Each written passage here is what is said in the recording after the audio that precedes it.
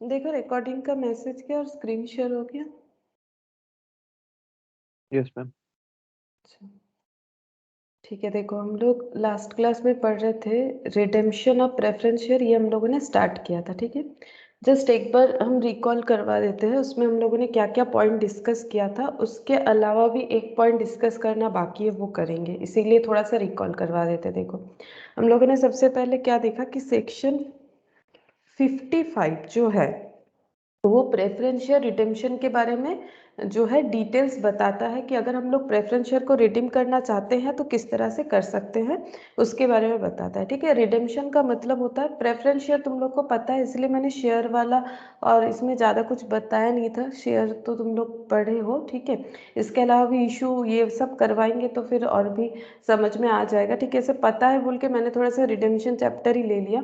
यहाँ पर देखो रिडेम्पशन का मतलब क्या होता है कि अगर हम लोगों ने जो शेयर के थ्रू से पैसा लिया है पब्लिक से, उसको जब हमें रिटर्न करना होता है एक स्पेसिफिक टाइम पीरियड के बाद, जब जो मतलब टर्म पीरियड है, जो टेनर है, वो कंप्लीट हो जाता है कंपनी के साथ शेयर होल्डर का, तब रीपे करना पड़ता है। तो इसमें देखो थियोरेटिकली हमें याद रखना था कि maximum redemption time preference share का क्या होता है, 20 years for normal company, 30 years for infrastructural company. ये सब थियोरेटिकल पर्पस और पता होने के लिए। ठीक है, इरिडीमेबल प्रेफरेंस शेयर आज के डेट पे रिडीम नहीं किया जा सकता है, रिडीमेबल प्रेफरेंस शेयर ही रिडीम करना पड़ता है। पहले ये था कि इरिडीमेबल प्रेफरेंस शेयर रिडीम कर सकते, बट अभी ये भॉइड हो गया है। ठीक है, पहले जब इरिडीमेबल प्रेफरेंस शेयर इशू किया जाता था, तब इरिडीमेबल का मतलब क्या, जिसका रिडेम्पशन हो नहीं सकता है। कब रिडेम्पशन होता था, जब कंपनी डिसोल्यूशन में चला जाता था, तब पैसा रिटर्न मिलता था, उसके पहले नहीं मिलता था। ठीक है, इसीलिए इरिडीमेबल प्रेफरेंस शेयर का पूरा कंसेप्ट ही हटा दिया गया, ये और अभी यूज नहीं होता है। ठीक है, हम लोग इशू नहीं कर सकते, कोई company irredeemable preference share issue नहीं कर सकती। इसके अलावा हम लोगों ने टाइप्स ऑफ प्रेफरेंस शेयर में पढ़ा था cumulative, non cumulative, participating, non participating, convertible, non convertible. थोड़ा थोड़ा बता देते हैं। क्यूमुलेटिव प्रेफरेंस शेयर का मतलब अगर डिविडेंड, क्योंकि शेयर होल्डर को डिविडेंड मिलता है, डिविडेंड जो है वो अगर हमें क्या होता है कि अगर हमें नहीं मतलब नहीं मिला किसी एक ईयर का, तो नेक्स्ट ईयर में वो एक्यूमुलेट हो जाता है। ठीक है एक सेकेंड, एक सेकेंड।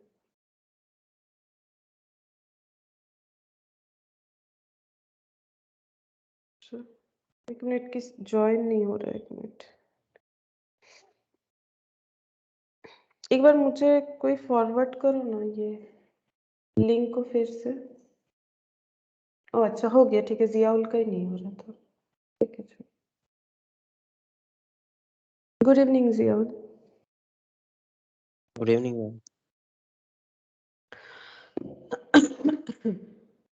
अच्छा देखो, हम लोग रिडेम्पशन ऑफ प्रेफरेंस शेयर जो है वो स्टार्ट किए थे लास्ट क्लास में, उसी को आज कंटिन्यू करेंगे। ठीक है, जिनका भी मिस है उनको हम क्लास दे देंगे लास्ट क्लास वाला। फिर भी हम थोड़ा सा स्टार्ट किए थे, फिर से एक बार बता दे रहे हैं कि क्या पढ़ाया था मैंने, ताकि तुम लोग को कोई प्रॉब्लम ना हो। ठीक है, तो वही हम बता रहे थे कि रिडेम्पशन ऑफ प्रेफरेंस शेयर के लिए सेक्शन 55 जो है वो होता है यूज। ठीक है, सेक्शन 55 के हिसाब से redemption of preference share follow करना पड़ता है। रिडेम्पशन का मतलब ही होता है कि प्रेफरेंस शेयर इशू जो हम लोगों ने किया था, तो उसमें कंपनी प्रेफरेंस शेयर इशू कर सकती है, और कंपनी ने शेयर इशू करके पब्लिक से पैसा लिया था। अब ये पैसा रिटर्न करना पड़ेगा। कब रिटर्न करना पड़ेगा, जब ये टर्म खत्म हो जाएगा। जितने दिन के लिए प्रेफरेंस शेयर इशू किया गया है, तो उसका मैक्सिमम रिडेम्पशन टाइम क्या होता है। अगर कोई नॉर्मल कंपनी है तो 20 ईयर्स, और अगर कोई इंफ्रास्ट्रक्चरल कंपनी है तो 30 ईयर्स। ठीक है, लेकिन इससे कम भी हो सकता है, 10 साल, 12 साल, 15 साल, लेकिन maximum 20 years for normal company, infrastructural company के लिए 30 ईयर्स। ठीक है, इरिडीमेबल प्रेफरेंस शेयर कोई आज के डेट पे इशू नहीं कर सकता है कंपनी, ये प्रोहिबिटेड हो चुका है। इरिडीमेबल प्रेफरेंस शेयर हम लोग इशू नहीं कर सकते। ठीक है, अच्छा इसके अलावा हम लोगों ने कुछ टाइप्स ऑफ प्रेफरेंस शेयर देखा था, क्यूमुलेटिव, नॉन क्यूमुलेटिव। जैसे कि पता है शेयर होल्डर लोगों को डिविडेंड मिलता है। अगर क्यूमुलेटिव प्रेफरेंस शेयर है तो प्रेफरेंस डिविडेंड अगर किसी साल नहीं मिला है, तो नेक्स्ट ईयर जब डिविडेंड मिलेगा तो प्रीवियस ईयर का डिविडेंड के साथ मिल जाएगा। जैसे अगर बाय चांस यहाँ पर किसी एक साल में प्रेफरेंस शेयर होल्डर को डिविडेंड नहीं मिला है 10 रुपया फॉर एग्जाम्पल, तो नेक्स्ट ईयर जब मिलेगा तो 10 + 10 20 यानी एक्यूमुलेटेड हो जाएगा, इसीलिए इसको बोलते हैं क्यूमुलेटिव प्रेफरेंस शेयर। लेकिन अगर non cumulative preference share issue हुआ था तो उस केस में पहला 10 पिछले साल का अगर 10 रुपया नहीं मिला है, मतलब कंपनी नहीं दे पाई है, तो नेक्स्ट ईयर जब 10 रुपया होगा तो उसमें प्रीवियस ईयर वाला पैसा नहीं मिलेगा, उससे भूल जाओ, जो करेंट ईयर का है वही मिलेगा। इसे बोला जाता है नॉन क्यूमुलेटिव। और कंपनी ज़्यादा से ज़्यादा प्रेफर करती है कि नॉन क्यूमुलेटिव इशू करे, क्योंकि इससे कंपनी को फायदा होता है, क्योंकि प्रीवियस ईयर का अगर प्रॉफिट कम होने की वजह से डिविडेंड नहीं दे पाई कंपनी तो कोई प्रॉब्लम नहीं। पार्टिसिपेटिंग नॉन पार्टिसिपेटिंग में क्या होता है, पार्टिसिपेटिंग का मतलब होता है कि एक्स्ट्रा शेयर मिलेगा, ठीक है, अपार्ट फ्रॉम डिविडेंड, डिविडेंड के अलावा भी एक्स्ट्रा शेयर मिलता है, जबकि नॉन पार्टिसिपेटिंग में सिर्फ डिविडेंड मिलेगा और कुछ नहीं मिलेगा। और कंपनी चाहती है कि नॉन पार्टिसिपेटिंग शेयर ही वो ज़्यादा से ज़्यादा इशू करे। ये देखो मैंने यहाँ पर ये सब यहाँ साइन लगा दिया था, इससे पता चल जाएगा कि कौन सा कंपनी ज़्यादा प्रेफर करती है इशू करने के लिए, ठीक है। कन्वर्टेबल नॉन कन्वर्टेबल, अगर प्रेफरेंस शेयर आगे जाके कोई भी तरह का शेयर में जैसे कि इक्विटी में कन्वर्ट होना चाहे तो इक्विटी में हो सकती है, अगर होना चाहती है तो कन्वर्टेबल शेयर इशू होना चाहिए था कंपनी के तरफ से। अगर कन्वर्टेबल शेयर इशू था तो वो कंपनी आगे जाके प्रेफरेंस शेयर होल्डर को बोल सकती है कि आप पैसा मत लो, आपका टर्म खत्म हो गया, आप इसके जगह इक्विटी होल्डर बन जाओ मेरे कंपनी का। That is convertible. Non convertible मतलब कभी भी वो कन्वर्ट नहीं हो सकता है, ठीक है। और दूसरा देखो, जब कंपनी रिडेम्पशन स्टार्ट करेगी तो सबसे पहला बात है कि कंपनी किसी भी तरह का जो मतलब फुल्ली पेड शेयर है प्रेफरेंस शेयर उसी को रिडीम कर सकती है, जो पार्टली पेड है उसको नहीं कर सकती। जैसे अगर एक प्रेफरेंस शेयर का वैल्यू था 100 रुपीज, कंपनी ने 80 रुपीज तक कॉल किया था, 20 रुपीज कॉल नहीं किया था, ये बाकी था, तो कंपनी रिडीम अगर करना चाहती है तो 20 रुपीज का कॉल करने के बाद ही रिडीम कर सकती है, उसके पहले नहीं कर सकती है, ठीक है। मतलब सीधा सा बात है, फुल्ली पेड अप करवाने के बाद ही रिडीम करेंगे, नहीं तो नहीं।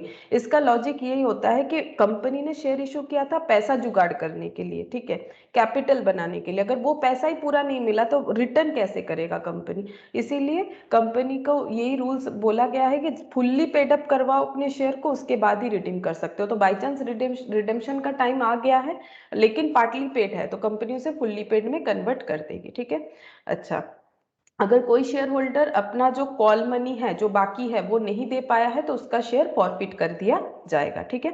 और रिडेम्पशन के टाइम पे दो पार्ट में डिवाइड होता है, पार और प्रीमियम। ये देखो, all other fully paid up shares can be redeemed. ये देखो, ये जो पॉइंट लिखवाया था मैंने, ये लिखवाया है कि अगर कोई शेयर होल्डर अपना जो पेमेंट है वो पूरा नहीं कर पाया तो उसका शेयर जो है वो कैंसिल हो जाएगा, यानी लैंग्वेज में, अकाउंटिंग लैंग्वेज में फॉरफिट हो जाएगा, और बाकी शेयर होल्डर का जो पैसा है वो रिडीम हो सकता है प्रेफरेंस शेयर का। रिडेम्पशन का दो पार्ट कर लेंगे, पार और premium. That is if share issued at 100 then redeem at 100, इसको बोलते हैं पार पे रिडीम। और अगर शेयर को 100 में इशू किया गया था, रिडेम्पशन के टाइम में 100 से ज्यादा पे कर रहे हैं तो बोलेंगे रिडेम्पशन एट प्रीमियम। दो तरह से रिडेम्पशन हो सकता है, एक पार में एक प्रीमियम में। और अगर रिडेम्पशन का टोटल अमाउंट क्या हो सकता है, जो पैसा लिया था शेयर होल्डर से वो प्लस अगर एक्स्ट्रा कुछ रिटर्न देना चाहते हैं जिसका नाम होता है प्रीमियम, तो वो पैसा वो मैंने यहाँ पर लिखवाया था, ठीक है। मेथड ऑफ रिडेम्पशन में हम लोगों ने क्या क्या पढ़ा था, तीन तरह का मेथड होता है। Fresh issue of shares, share अगर कंपनी को देखो रिडेम्पशन करना है तो पैसा चाहिए, दूसरे का पैसा लौटाना है तो पैसा चाहिए ना। अगर आज हम लोग किसी से पैसा लेते हैं उधार में फिर उसे रिटर्न करना चाहते तो हमारे पास भी पैसा चाहिए। तो पैसा जुगाड़ करने का तीन तरीका, पहला फ्रेश इशू कर दो शेयर, या तो शेयर इशू कर दो। दूसरा अपना जो प्रॉफिट है अनडिस्ट्रीब्यूटेड प्रॉफिट उसको यूज कर सकते हैं। तीसरा ये दोनों का कॉम्बिनेशन, मतलब थोड़ा शेयर इशू कर देंगे, थोड़ा प्रॉफिट यूज कर लेंगे, ठीक है। ये तीन मेथड हो रहा था, ये तीन मेथड में हम लोगों ने क्वेश्चन किया था, ठीक है। तो सीआरआर क्रिएट करके कर सकते हैं। ये देखो, कैपिटलाइजेशन ऑफ अनडिस्ट्रीब्यूटेड प्रॉफिट का मतलब ही होता है, अगर हम लोग कैपिटलाइजेशन ऑफ अनडिस्ट्रीब्यूटेड प्रॉफिट को यूज कर रहे हैं तो हमें उतना प्रॉफिट का कैपिटल रिडेम्पशन रिजर्व बनाना पड़ता है, सीआरआर, ठीक है, सीआरआर बनाना पड़ता है। ये कैसे बनेगा वो मैंने यहाँ पर ये देखो लिख के दिखाया था, redemption by creation of CRR और capital redemption reserve out of free reserve. तो सीआरआर कहाँ से बनेगा, फ्री रिजर्व। ये देखो अनडिस्ट्रीब्यूटेड प्रॉफिट से। फ्री रिजर्व में क्या क्या आता है, general reserve, profit and loss account, reserve fund, dividend equalisation reserve, ये कुछ लिस्ट लिखवाया था मैंने, ये सब होता है, ठीक है। तो CRR को हमें क्रिएट करना पड़ेगा, लेकिन कौन से वैल्यू पे, नॉमिनल वैल्यू ऑफ रिडेम्पशन। अभी एक क्वेश्चन करेंगे तो तुम लोग भी ये पॉइंट समझ जाओगे, ठीक है। अब प्रीमियम ऑन रिडेम्पशन अगर कुछ हो रहा है तो if any will be written off by securities premium, ये पॉइंट थोड़ा नोट करना है, ये सभी को आज बताएंगे, ठीक है। लास्ट क्लास में ये वाला पॉइंट मैंने बताया था, ये एक बार सबको ही ध्यान से सुनो, जो लोग लास्ट क्लास में थे या फिर जो लोग आज पहला बार कर रहे हो, दोनों ही सुनो। प्रीमियम ऑन रिडेम्पशन मैंने क्या लिखवाया, देखो अगर हम लोग कुछ एक्स्ट्रा पैसा रिटर्न में दे रहे हैं तो उसका पैसे का वो लॉस होता है। देखो मैंने 100 रुपया लिया किसी से, 100 रुपया ही रिटर्न दिया, नो लॉस। 100 लिया, मैंने बोला हम 110 देंगे, तो 10 रुपये एक्स्ट्रा जो दे रहे हैं वो प्रीमियम हो रहा है, तो वो लॉस होता है। तो इस लॉस को कैसे राइट ऑफ किया जाएगा, उसके लिए देखो मैंने लिखवाया था will be written off by securities premium, but if securities premium is not sufficient we shall use free reserve for this, ये पॉइंट मैंने लिखवाया था। लेकिन एक नया रूल्स आया है। Good evening Rishabh. Good evening. ठीक है, लेकिन एक नया रूल्स आया है, देखो ये सभी को देखना है। ये देखो मेथड ऑफ रिडेम्पशन क्या क्या होता है, bye issue of fresh issue of shares, ठीक है। अगर हम लोग फ्रेशली शेयर इशू कर रहे हैं तब उससे जो पैसा आएगा उससे पैसा रिटर्न कर सकते हैं, redemption. Capitalization of undistributed profit या फिर कॉम्बिनेशन ऑफ बोथ, जो कि मैंने तुम लोग को लिखवा दिया है, ठीक है। लेकिन मैंने ये बोला था कि अगर प्रीमियम पे हम लोग शेयर रिडीम कर रहे हैं तो जो एक्स्ट्रा पैसा हमें रिटर्न करना पड़ रहा है उसके लिए हम लोग पहले सिक्योरिटीज प्रीमियम ही यूज करते हैं। प्रीमियम को पे करने के लिए अगर पैसा कम पड़ेगा तो हम लोग फ्री रिजर्व यूज करते हैं, ये मैंने तुम लोग को लिखवाया हुआ है। लेकिन जो नया रूल्स आया है, ये देखो नए रूल्स के हिसाब से क्या बोल रहा है, सेक्शन 52, जो कि मैंने पहले ही बोला है सेक्शन 52 ही होता है रिडेम्पशन ऑफ प्रेफरेंस शेयर का। लेकिन यहाँ पर क्या बोला है, of companies act 2013 provides that the securities premium account may be applied by the company. Company कहाँ कहाँ सिक्योरिटीज प्रीमियम का पैसा यूज कर सकती है, मतलब कंपनी के बैलेंस शीट में ऑलरेडी सिक्योरिटीज प्रीमियम रिजर्व में कुछ पैसा है, तो वो पैसा वो कहाँ कहाँ यूज कर सकती है, सिंपली वो बताया हुआ है। देखो क्या बताया है, towards issue of unissued shares of the company to be issued to members of the company as fully paid bonus securities। मतलब सीधा सा बात है, बोनस शेयर अगर कंपनी को इशू करना है, ठीक है, तो कंपनी क्या कर सकती है, वो सिक्योरिटीज प्रीमियम का पैसे को यूज कर सकती है। इसके अलावा to write off preliminary expenses of the company, company का अगर कोई प्रीलिमिनरी एक्सपेंसेस है, प्रीलिमिनरी एक्सपेंसेस का मतलब कंपनी जब बन रही थी, मतलब जो स्टार्टिंग सिचुएशन में थी, तो पहले पैसा नहीं आता है। बिजनेस जब हम लोग स्टार्ट करते हैं तो पहले कुछ पैसा लगाना पड़ता है, तो जो पहले पैसा खर्चा होता है उसे बोला जाता है प्रीलिमिनरी एक्सपेंसेस, ठीक है। पहले हम लोगों ने एक अच्छा खासा खर्चा किया, तब जाके एक बिजनेस का स्ट्रक्चर बना, फिर बिजनेस स्टार्ट हुआ, फिर उससे रिटर्न आना स्टार्ट हुआ। तो ये जो प्रीवियस खर्चा है, प्रीलिमिनरी एक्सपेंसेस मतलब पहला पहला खर्चा, इसको क्या किया जाता है, ये खर्चे को प्रॉफिट के साथ धीरे धीरे राइट ऑफ किया जाता है। तो यहाँ पर बोल रहे हैं कि सिक्योरिटीज प्रीमियम के पैसे को हमें प्रीलिमिनरी एक्सपेंसेस को राइट ऑफ करने के लिए भी यूज कर सकते हैं। ये सब कौन बता रहा है, सेक्शन 52। और क्या बता रहा है, to write off expenses or commission paid or discount allowed on any of the securities or debenture of the company। Company अगर किसी भी तरह का शेयर इशू कर रही है या डिवेंचर इशू कर रही है तो उस केस में जो भी खर्चा होता है या फिर कोई कमीशन वगैरह लग जाता है, जैसे कि शेयर इशू करने से कमीशन वगैरह अंडर राइटर्स का लगता है, ठीक है, कमीशन पे या फिर कोई डिस्काउंट अगर हम लोग अलाउड कर रहे हैं, तो ये सब जो खर्चा है इसे राइट ऑफ करने के लिए हम लोग सिक्योरिटीज प्रीमियम यूज कर सकते हैं। D point, to provide for premium on the redemption of redeemable preference share और डिवेंचर ऑफ द कंपनी। अगर हम लोग कोई प्रेफरेंस शेयर को रिडीम कर रहे हैं या कोई डिवेंचर को रिडीम कर रहे हैं और उसको हम लोग प्रीमियम पे रिडीम कर रहे हैं, तो हम लोग सिक्योरिटीज प्रीमियम को यूज कर सकते हैं। ये मैंने तुम लोग को बताया हुआ है, ठीक है। तो नया क्या बता रहे हैं, देखो ये बताया हुआ है ऑलरेडी, और उसके बाद देखो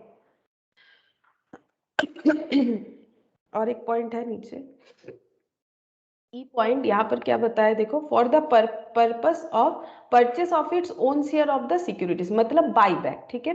कंपनी जब अपना शेयर खुद ही मार्केट से खरीदती है तो इसको बोला जाता है बाई बैक। तो अगर थोड़ा शॉर्टकट में बोले तो कंपनी जो सिक्योरिटीज प्रीमियम का पैसा है वो कहाँ कहाँ यूज कर सकती है, एक तो बोनस शेयर इशू करने में, ठीक है, दूसरा प्रीलिमिनरी एक्सपेंसेस को राइट ऑफ करने में, ठीक है, तीसरा किसी भी तरह का सिक्योरिटीज या डिवेंचर को इशू करते हुए कमीशन का खर्चा, डिस्काउंट अलाउड या एक्सपेंसेस जो भी होता है उसे राइट ऑफ करने में, किसी भी तरह का प्रेफरेंस शेयर या डिवेंचर को प्रीमियम में रिडीम करते हुए जो प्रीमियम का पैसा है वो पे करने के लिए, सेट ऑफ करने के लिए यूज कर सकते हैं, या फिर बाईबैक के केस में। तो ये 5 पॉइंट तुम लोग को दिख रहा होगा, इसमें यूज कर सकते हैं। ये तो था ही, तो फिर प्रॉब्लम क्या होगा, क्यों हम बोल रहे हैं कि नया एक अमेंडमेंट। देखो अमेंडमेंट क्या बोल रहा है, certain class of companies whose financial statement complied with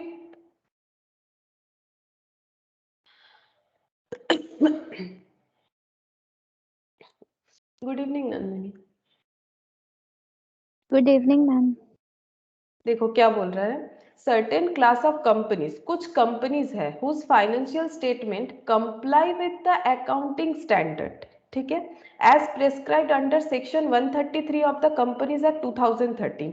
बोल रहा है कि कंपनीज एक्ट 2013 के अंडर जो सेक्शन 133 है, ये सेक्शन के अंडर जो भी कंपनियां आ रही हैं और जो कंपनी एएस फॉलो करती है, ठीक है, कौन company, certain class of company, कौन सा क्लास ऑफ कंपनी, वो क्लास ऑफ कंपनी जो सेक्शन 133 के हिसाब से कंपनीज एक्ट 2013 में जो कंपनियां एएस फॉलो कर रही है, ठीक है, मतलब ऐसा कंपनी जो एएस फॉलो करती है और सेक्शन 133 के अंडर आती है कंपनीज एक्ट 2013 के हिसाब से, वो अपना सिक्योरिटीज प्रीमियम कहाँ नहीं यूज कर सकती है, can't apply the securities premium account for the purpose of B and D, ठीक है।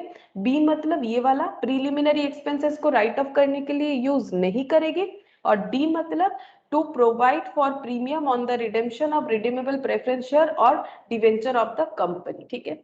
तो ये पॉइंट मैंने इसीलिए बोला कि जो सिक्योरिटीज प्रीमियम का पैसा है, लास्ट दिन जब हम क्लास करवाए थे तो मैंने बोला कि सिक्योरिटीज प्रीमियम का जो भी पैसा है वो कंपनी कैसे यूज करेगी, अगर कंपनी अपना प्रेफरेंस शेयर जो है वो रिडीम कर रही है प्रीमियम पे, तो प्रीमियम का पैसा प्रीमियम से एडजस्ट हो जाएगा, अगर कम हो जाता है देन वो फ्री रिजर्व यूज करेगी।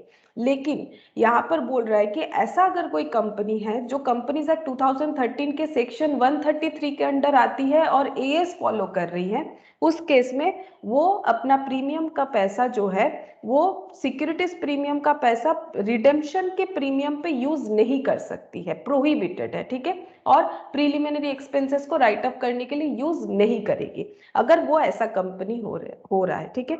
अब तुम लोग का क्वेश्चन जैसा रहेगा, देखो जैसे हम ये बोलेंगे कि अभी तो देखो सीए में या सीएस, ये तुम लोग का तो ये एमसीक्यू हो रहा है, ठीक है, एमसीक्यू हो रहा है, तो उस केस में तुम लोग को देखना पड़ेगा कि तुम लोग का जो ऑप्शन रहेगा ए बी सी डी करके 4 ऑप्शन रहेगा, वो ऑप्शन कौन से आंसर के साथ जा रहा है। देखो अगर क्वेश्चन में क्लियरली बता देता है कि हमें कौन सा कंपनी के बारे में बता रहा है, मतलब क्या सेक्शन 133 कंपनीज एक्ट 2013 और एज फॉलो करने वाली कंपनी के बारे में बता रहा है, अगर क्लियरली नहीं बताया हुआ है क्वेश्चन में तो हम लोग चेक करेंगे कि कौन सा ऑप्शन हमारे पास अवेलेबल है आंसर के हिसाब से, ठीक है, तो उस पर टिक करेंगे।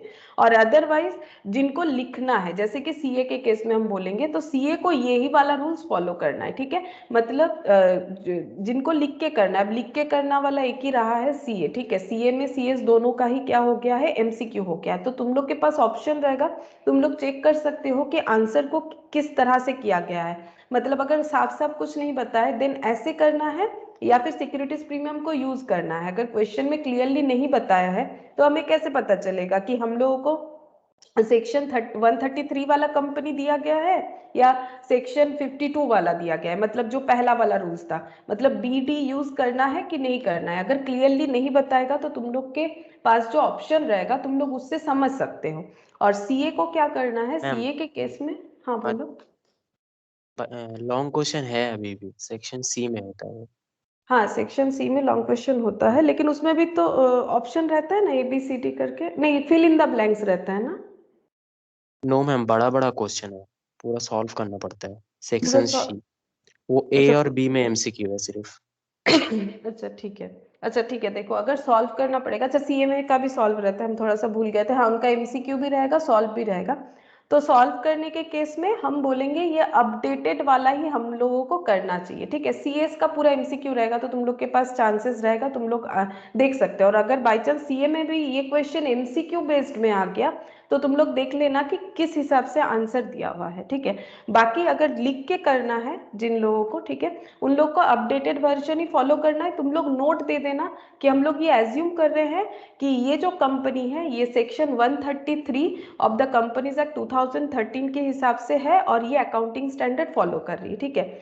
तो इसीलिए हम लोग ये आंसर जो है इस पैटर्न में कर रहे हैं। अभी हम क्वेश्चन करवाएंगे तो तुम लोग समझ जाओगे कि डिफरेंसेस क्या हो रहा है, ठीक है। अभी थोड़ा सा ऐसा लग रहा होगा कि ये क्या बोला मैंने, ठीक है। अभी एक क्वेश्चन करने से ही तुम लोग समझोगे कि हम क्या बोलना चाह रहे हैं, कि यहाँ पर कैसे तुम लोग मतलब समझ सकते हो कि क्या करना है, ठीक है।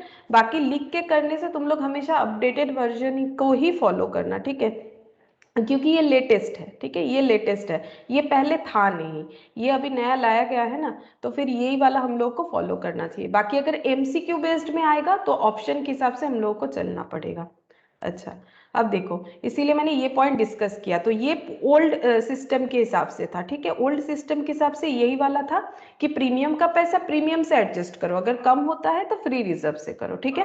लेकिन एक अमेंडमेंट आ गया, ये मैंने यहाँ पर स्टार लगा दिया, तुम लोग भी ओल्ड बोल के लिख दो, और ये वाला जो है ये हम तुम लोग के साथ शेयर कर देंगे, ये जो पीडीएफ है, ठीक है। तो तुम लोग इससे समझ सकते हो कि मैंने क्या बोला। अभी सॉल्व करने से और भी समझ जाओगे, ठीक है, किस तरह से होगा। तो लास्ट दिन मैंने क्वेश्चन इसी तरह से ही करवाया था, ये ओल्ड मेथड के हिसाब से करवाया था, ठीक है। प्रीमियम का पैसा प्रीमियम से एडजस्ट करो, ये देखो मैंने लिखवाया था कि अगर 15 रुपीज पे करना है, 10 कैपिटल का है, 5 प्रीमियम का है, तो प्रीमियम का पैसा प्रीमियम से एडजस्ट करो, अगर कम होता है तो फ्री रिजर्व से करो, ठीक है, जो कि पुराना सिस्टम है, ठीक है, मतलब अमेंडमेंट के पहले।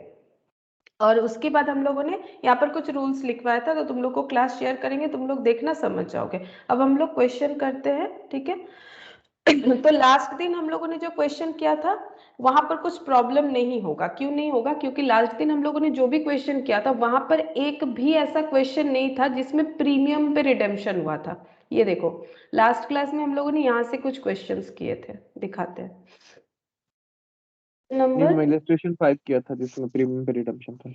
हाँ, इलस्ट्रेशन 1, ये देखो, इलस्ट्रेशन 1 से हम लोगों ने लास्ट दिन किया था, कहाँ किया, 432, ये वाला था शायद, इलस्ट्रेशन 1, ठीक है। यहाँ पर देखो तुम लोग, प्रीमियम पे रिडेम्पशन नहीं था, इसीलिए जो लास्ट दिन सिखवाया उसका इम्पैक्ट इस पे नहीं आया, ठीक है। इलस्ट्रेशन 2 भी जो था ना, उसमें भी प्रीमियम रिडेम्पशन नहीं था, इसीलिए इम्पैक्ट नहीं आया। इलस्ट्रेशन 3 भी नहीं आया, ठीक है।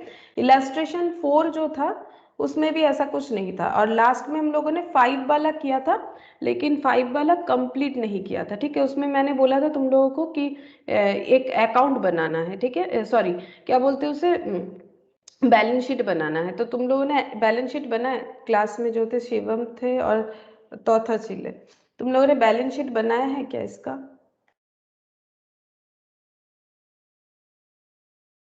थोड़ा सा ट्राई किया था मैं। ना मैम, है नहीं।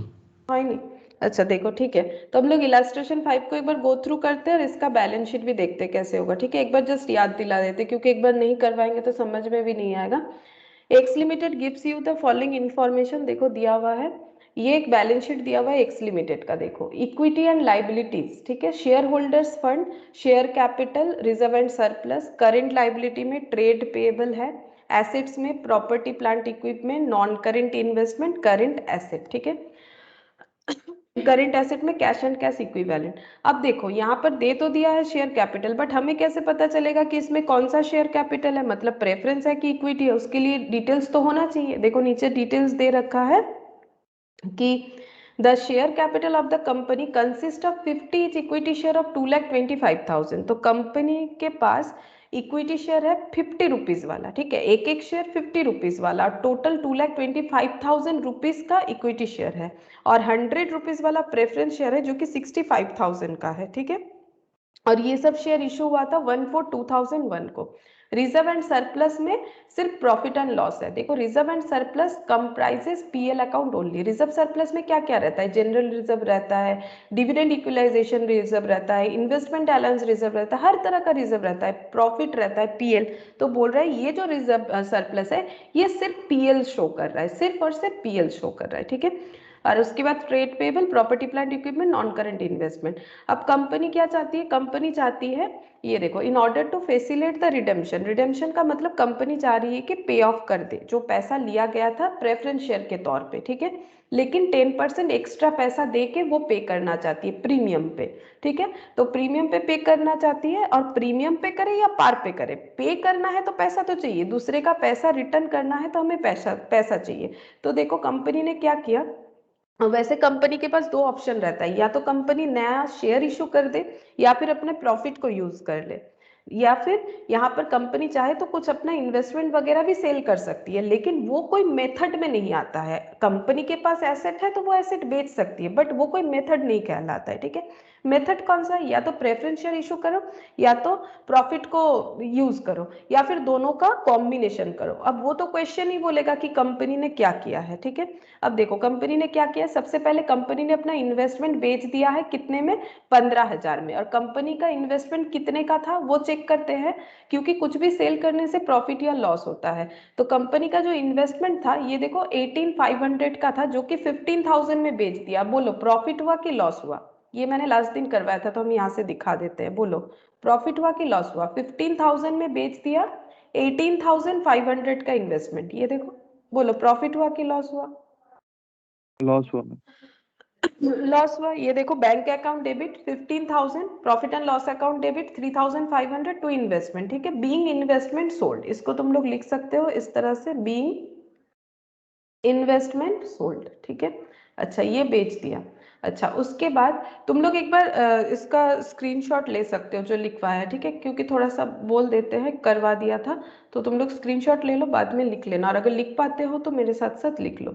उसके बाद हम लोग देखेंगे कि क्या बोला है, कंपनी ने पैसा यहाँ से थोड़ा सा जुगाड़ कर लिया, फिर बोला कि to finance part of redemption, redemption को रिडेम्पशन का फाइनेंशियल जो मतलब जुगाड़ है उसके लिए कंपनी ने क्या किया, फंड जुगाड़ करने के लिए कंपनी ने पैसा जो है to finance part of redemption from companies fund, company के पास जो पैसा है कंपनी उसे यूज करेगी, लेकिन एक कंडीशन लगा दिया है, leaving A bank balance of 12,000, company चाहती है कि बैंक बैलेंस में 12,000 रुपए रह जाए, बाकी कंपनी पैसा यूज कर सकती है। तो देख लो कंपनी के पास बैंक बैलेंस कितना था, 31,000, उसमें से कंपनी 12,000 जो है वो रखना चाहती है। तो मैंने एक तुम लोगों को बैंक अकाउंट बनाने के लिए बोला था, देखो कंपनी के पास 31,000 है, टू बैलेंस बीडी, कंपनी 12,000 रखना चाहती है बाई बैलेंस सीडी, ठीक है, इसके लिए ये अकाउंट बनाया था।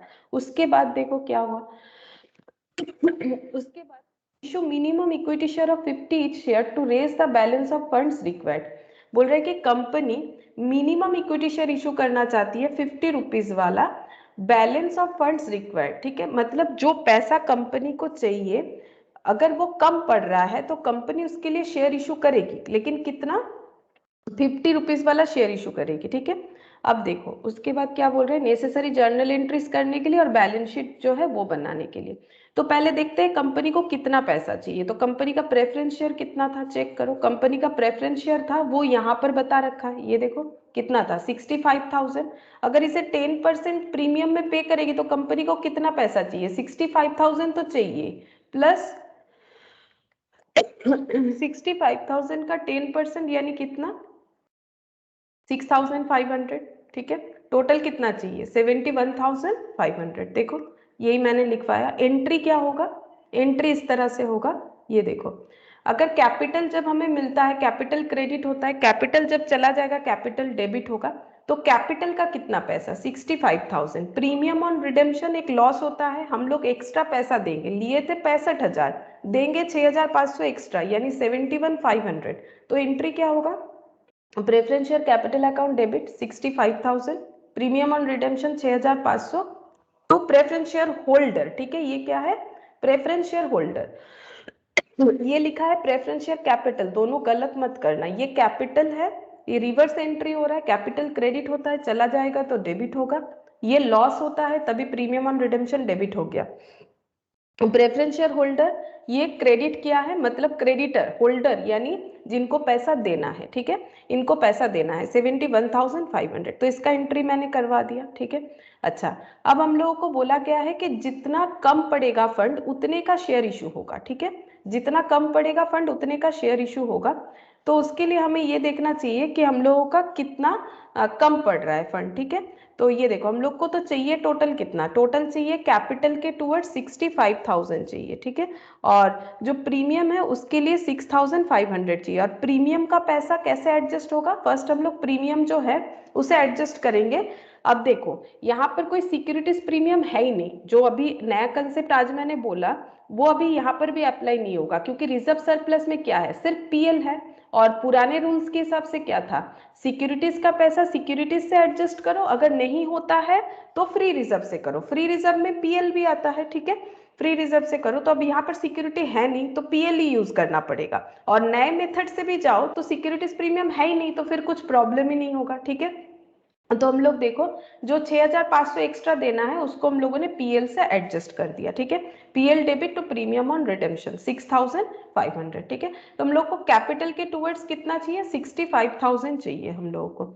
और हम यहाँ पर बोला है कि पहले कैसे जुगाड़ करना है, पहला इक्विटी शेयर इशू करना है या फिर पहले प्रॉफिट यूज करना है। देखो बोला है कि हम लोग मिनिमम इक्विटी शेयर इशू करेंगे, the balance of funds required, मतलब पहले प्रॉफिट को यूज करो, प्रॉफिट को यूज करो, अगर कम पड़ता है तभी बोला है लैंग्वेज देखो, to raise the balance of fund required. अगर प्रॉफिट से काम नहीं बनता है तो जो बैलेंस पैसा रहेगा उसके लिए शेयर इशू करेंगे, ठीक है। तो 65,000 देखो यहाँ पर हमें रिक्वायरमेंट है, 6,500 तो एडजस्ट हो गया, 65,000 हमें रिक्वायरमेंट है। तो हम लोग पहले प्रॉफिट को यूज करेंगे। तो प्रॉफिट हम लोगों के पास कितना है, ये देखो प्रॉफिट हम लोगों के पास कितना है, रिजर्व एंड सरप्लस। 48,000। हाँ ये देखो यहाँ पर था रिजर्व एंड सरप्लस में कितना था, कहाँ चला गया, 48,000। हाँ 48,000 था, ठीक है। लेकिन उसमें से कितना लॉस हो गया, 3,500 का लॉस हो गया इन्वेस्टमेंट बेचने के लिए। ये देखो 48,000 था, उसमें से 3,500 लॉस होने की वजह से चला गया, बचा कितना, माइनस करके बताओ। 44,500। 44,500, ठीक है। अच्छा उसमें से प्रीमियम गया मैम। प्रीमियम का 6,500, कितना बचा, 38,000। और मैम CRR का 27,500। CRR का 27,500, लेकिन वो भी तो कैलकुलेट करना पड़ेगा ना, 27,500। अच्छा ये देखो ये थोड़ा सा इस तरह से करते, देखो एक मिनट ये यहाँ पर लिख के दिखा देते हैं। ये देखो हमें कितना पैसा चाहिए, ये देखो यहाँ पर लिखा था मैंने, टोटल अमाउंट ऑफ रिडेम्पशन के लिए हमें चाहिए 71,500 चाहिए, ठीक है। 71,500 चाहिए, पैसा तो हमें टोटल चाहिए ना 71,500, ये देना पड़ेगा जो ड्यू किया है, ठीक है। और उसमें से हम लोगों ने इन्वेस्टमेंट बेच के ऑलरेडी 15,000 जो है वो बना लिया है, ठीक है। ऑलरेडी 15,000 जो है वो इन्वेस्टमेंट बेच के हम लोगों के पास आ गया, तो बचा कितना 56,500, ठीक है।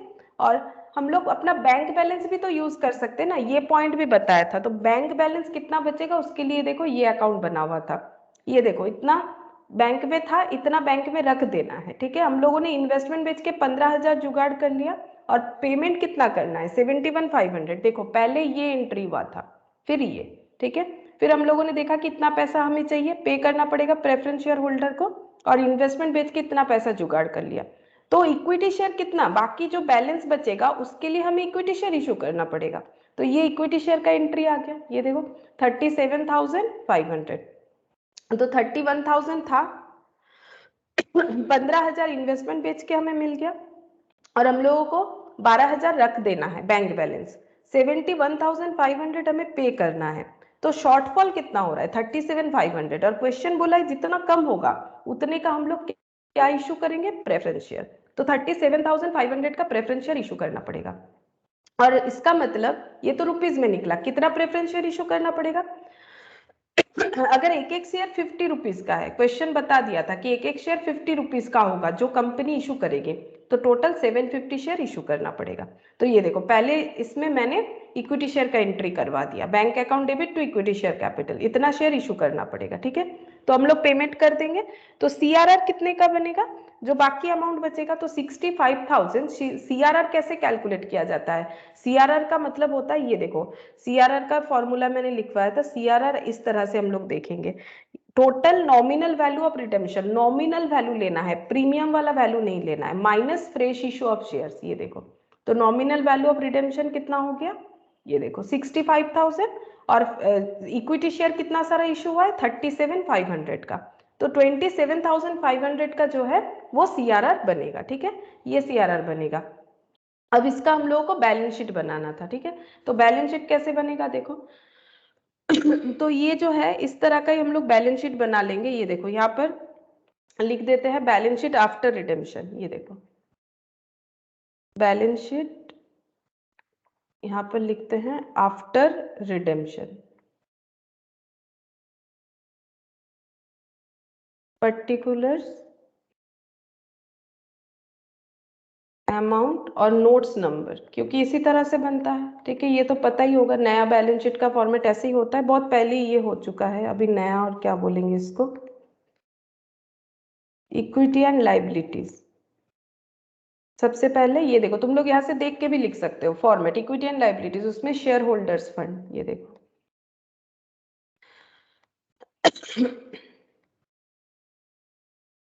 शेयर होल्डर्स फंड में क्या क्या शेयर है हम लोगों के पास, अभी बता सकते हो। पहले से इक्विटी शेयर था, वो तो रहेगा ही। ठीक है, और इसके अलावा क्या आ जाएगा, इसका हम लोग नोट बनाएंगे। देखो नोट नंबर 1, नोट जो है वो वर्किंग नोट होता है, यहाँ पर बनाएंगे। ठीक है, notes to accounts, notes to accounts. तो ये देखो सबसे पहले क्या हो जाएगा, शेयर कैपिटल। तो बताओ शेयर कैपिटल में हम लोगों के पास क्या क्या है, तो कंपनी का पुराना कैपिटल स्ट्रक्चर देखो, उसमें इक्विटी शेयर था, ये तो है ही, ये थोड़ी ना कुछ Yes, हुआ sir. है, ये तो है ही। तो इक्विटी शेयर कैपिटल हम शॉर्ट में लिख रहे हैं, वो कितने का था, 2,25,000। 2,25,000 हाँ, और और नया इशू आया हाँ 37,500। न्यू इक्विटी शेयर कैपिटल, ये देखो कहाँ से आया, ये देखो यहाँ पर हम लोगों ने इशू किया bank to equity share capital 37,500। ये देखो 37,500, तो टोटल कितना हो गया, 62,500। 2,62,500। क्या 2,62,500। हाँ, क्या प्रेफरेंस शेयर और है कंपनी के पास, नहीं, प्रेफरेंस शेयर तो 65,000 वाला हम लोगों ने रिडीम कर दिया, तो प्रेफरेंस शेयर तो है नहीं, इक्विटी शेयर ही सिर्फ है 2,62,500। ये देखो 2,62,500। ठीक है, अच्छा अब शेयर कैपिटल के बाद क्या आ जाएगा, पुराना बैलेंस शीट देखते हुए करेंगे, उसमें चेंजेस होते जाता है, रिजर्व एंड सरप्लस। ठीक है, तो ये पॉइंट ए था, फिर पॉइंट बी में रिजर्व एंड सरप्लस, इसका भी हम लोग बना लेंगे एक नोट। ठीक है, note number 2, note number 2 reserve and surplus. ठीक है, तुम लोग पूरा लिखना, जिन लोग को लिखना है, हम शॉर्टकट में लिख रहे हैं।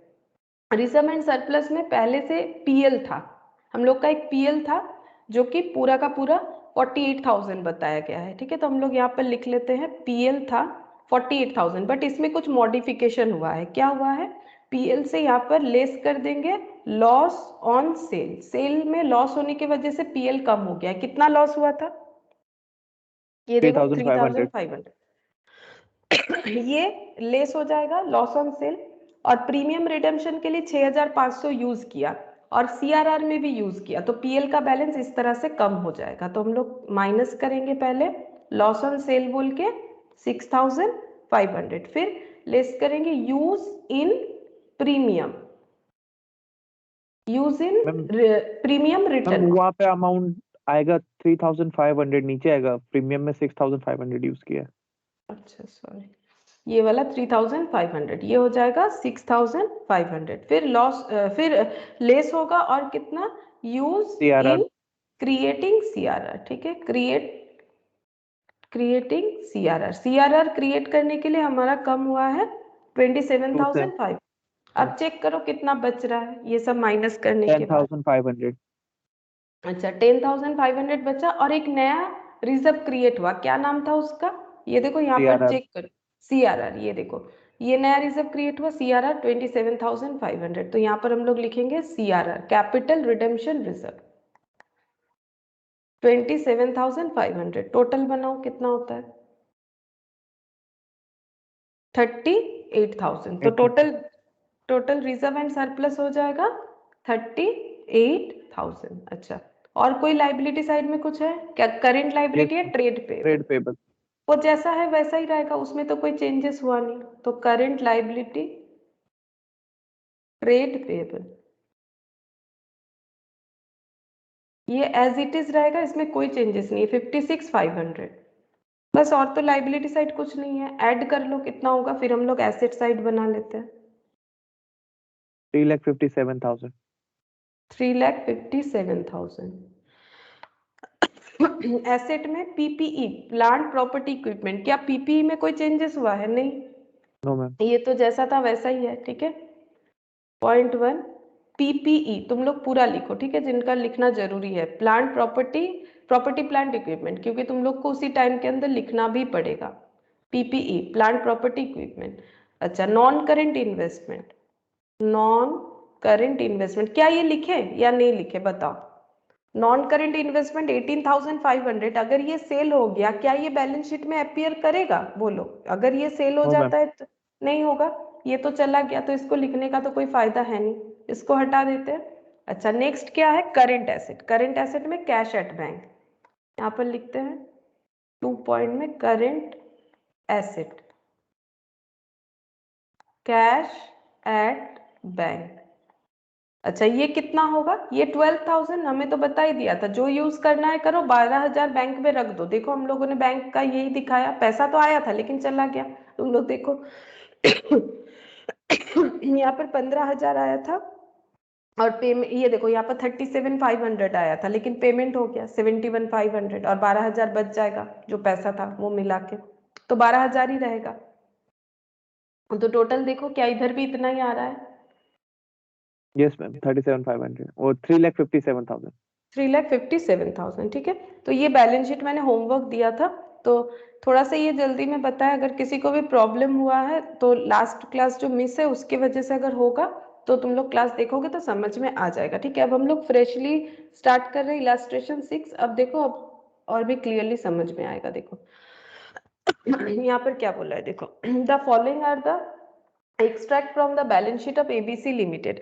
एबीसी लिमिटेड के बैलेंस शीट से ये कुछ एक्सट्रैक्टेड डेटा है। Share capital 40,000, equity share of 10 is fully paid 4 lakh rupees, 4 lakh 1,000, 10% redeemable preference share of 100 is fully paid 1 lakh, ठीक है। अच्छा, ये देखो यहाँ पर बोल रहा है कि शेयर कैपिटल का यहाँ पर पोर्शन बताया 40,000 इक्विटी शेयर है, 10 इज फुल्ली पेड तो 4 लाख हुआ, ठीक है। 40,000 इंटू 10 करो 4 लाख। 1,000 प्रेफरेंस शेयर है, 10% ये क्या होता है? ये डिविडेंड का रेट होता है, रिडीमेबल है। कितना करके है? 100 वाला शेयर है तो 1,000 इंटू 100 1 लाख। अब कैसे रिडीम होगा देखते हैं। रिजर्व सरप्लस है इन लोगों का बैलेंस शीट में, कैपिटल रिजर्व है, सिक्योरिटीज प्रीमियम है, जनरल रिजर्व है, प्रॉफिट एंड लॉस अकाउंट है, ठीक है। अच्छा, उसके बाद on 1 January 2002 the board of the director decide to redeem preference share at par में रिडीम करना है, मतलब 100 के बदले 100 ही देना है, तो 1 लाख के बदले 1 लाख ही देना है। बाय यूटिलाइजेशन ऑफ रिजर्व, तो क्या यूज करें? पेमेंट जो करना है उसके लिए क्या यूज करेंगे? रिजर्व यूज करेंगे। तो रिजर्व यूज करने से क्या क्रिएट करना पड़ता है? CRR, capital redemption reserve. जब भी हम लोग किसी भी तरह का प्रेफरेंस शेयर को रिडीम करेंगे, ठीक है, चाहे वो कैसा भी प्रेफरेंस शेयर हो, मतलब रिडीमेबल तो होगा ही होगा, चाहे वो क्यूमुलेटिव हो, नॉन क्यूमुलेटिव हो, चाहे वो पार्टिसिपेटिंग नॉन पार्टिसिपेटिंग जो भी नेचर क्यों ना हो, अगर हम लोग प्रेफरेंस शेयर रिडीम करेंगे और उसके लिए प्रॉफिट को यूज करेंगे तो हमें सीआरआर क्रिएट करना चाहिए। कितना सीआरआर क्रिएट करना चाहिए? जो नॉमिनल वैल्यू होता है टुवर्ड्स कैपिटल। तो अभी जो प्रेफरेंस शेयर हम लोग रिडीम करेंगे इसका कैपिटल वैल्यू कितना है, मतलब जो नॉमिनल वैल्यू है वो कितना है? 100 है, ठीक है। तो 100 रुपीज एक एक जन को हमें रिटर्न करना है, और टोटल 1000 प्रेफरेंस शेयर हम लोगों ने इशू कर रखा था, तो टोटल 1 लाख रुपीज हमें रिडीम करना पड़ेगा। 1 लाख रुपीज का हमें प्रॉफिट से पैसा लेना पड़ेगा। जितना लेंगे उतने का सीआरआर क्रिएट करना होता है। सीआरआर कितना क्रिएट करेंगे वो मैंने समझाया, कैपिटल रिडेम्पशन रिजर्व, उतना जितना हमारा नॉमिनल वैल्यू है। अगर इसमें प्रीमियम एडेड होता तो प्रीमियम से सीआरआर नहीं बनेगा, ठीक है, धीरे धीरे समझ जाओगे। अभी इतना सोचो कि अगर नॉमिनल वैल्यू ही हम लोग रिटर्न करें, एट पार बोला है ना, पार मतलब जितना लिया उतना, कोई भी एक्स्ट्रा पैसा नहीं, अगर प्रीमियम बोलेगा तो वो क्वेश्चन में बता देगा, तो इतने का ही CRR क्रिएट करना पड़ेगा। You are required to pass necessary journal entries including cash transaction in the books of company। हमें necessary entries करना है, तो 1 लाख का CRR क्रिएट करना पड़ेगा। और CRR क्रिएट करने के लिए हमें क्या यूज करना चाहिए? CRR क्रिएट करने के लिए हम लोग यूज कर सकते हैं किसी भी तरह का फ्री रिजर्व, ठीक है, फ्री रिजर्व यूज कर सकते हैं। और फ्री रिजर्व कौन सा होता है? जो डिविडेंड डिस्ट्रीब्यूशन करने के लिए जो प्रॉफिट को हम लोग यूज करते हैं उसे बोला जाता है फ्री रिजर्व, ठीक है। तो देखो CRR के लिए हम लोग कौन कौन सा प्रॉफिट यूज कर सकते हैं उसको हम थोड़ा सा एक बार लिस्ट लिखवा देते हैं। देखो लिस्ट मतलब तुम लोग को याद मतलब रटना नहीं है, जस्ट एक बार समझने के लिए हम लिखवा देते हैं कौन कौन सा फ्री रिजर्व होता है। ये देखो CRR के लिए तुम लोग क्या क्या यूज कर सकोगे? All type of free reserve. Free reserve में पहला क्या आ जाता है? जनरल रिजर्व, ये एक फ्री रिजर्व होता है। दूसरा अगर लिखा हुआ है क्वेश्चन में रिजर्व फंड, तो ये भी फ्री रिजर्व है, देखो ना कोई नाम नहीं है, रिजर्व फंड, ये भी फ्री रिजर्व है। अच्छा और क्या? डिविडेंड, डिविडेंड इक्विलाइजेशन फंड, ठीक है, मतलब रिजर्व फंड, फ्री रिजर्व का मतलब ही तो वही होता है, वो प्रॉफिट जो डिविडेंड डिस्ट्रीब्यूट करने के लिए हमारे पास अवेलेबल है, ठीक है, रेस्ट्रिक्टेड नहीं है, इसीलिए जनरल रिजर्व बोलो या रिजर्व फंड बोलो, बात एक ही है, फ्री रिजर्व। या फिर ऐसा कोई रिजर्व जो कि डिविडेंड पे करने के लिए यूज कर सकते हैं, that is also free reserve, ठीक है। इसके अलावा इंश्योरेंस फंड, अगर कोई इंश्योरेंस फंड है वो भी फ्री रिजर्व है, ठीक है। उसके बाद होता है workman, workman compensation fund. Workman compensation fund को भी हम लोग CRR के लिए यूज कर सकते हैं, ठीक है। अच्छा इसके अलावा हो जाएगा voluntary, voluntary debenture redemption fund,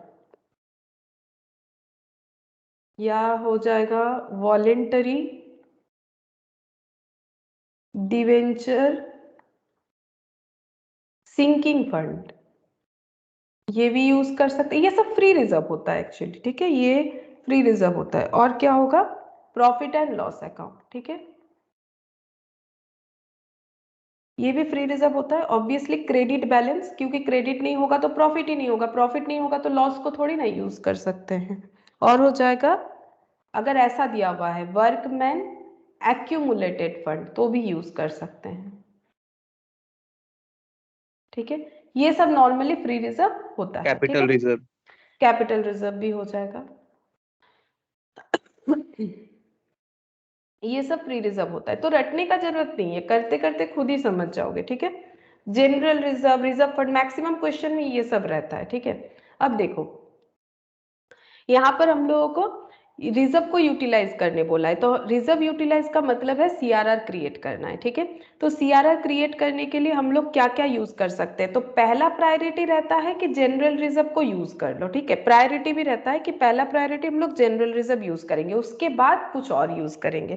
तो बताओ यहाँ पर जो CRR क्रिएट होगा वो तो 1 लाख का होगा, क्योंकि जितना प्रेफरेंस शेयर रिडीम करेंगे उसका कैपिटल वैल्यू के साथ बैलेंस करके CRR बनता है, जितना कैपिटल का वैल्यू है उतना ही CRR बनेगा। तो कैपिटल का वैल्यू कितना है? जो शेयर हम लोग रिटर्न कर रहे हैं 1 लाख, तो CRR बनाने के लिए सबसे पहले क्या यूज करेंगे? क्या क्या है देखो, कैपिटल रिजर्व, फ्री रिजर्व होता है, यूज कर सकते हैं। सिक्योरिटीज प्रीमियम यूज नहीं कर सकते, अभी बताया ना स्टार्टिंग में सिक्योरिटीज प्रीमियम कहाँ कहाँ यूज हो सकता है, टोटल 5 जगह बताया था।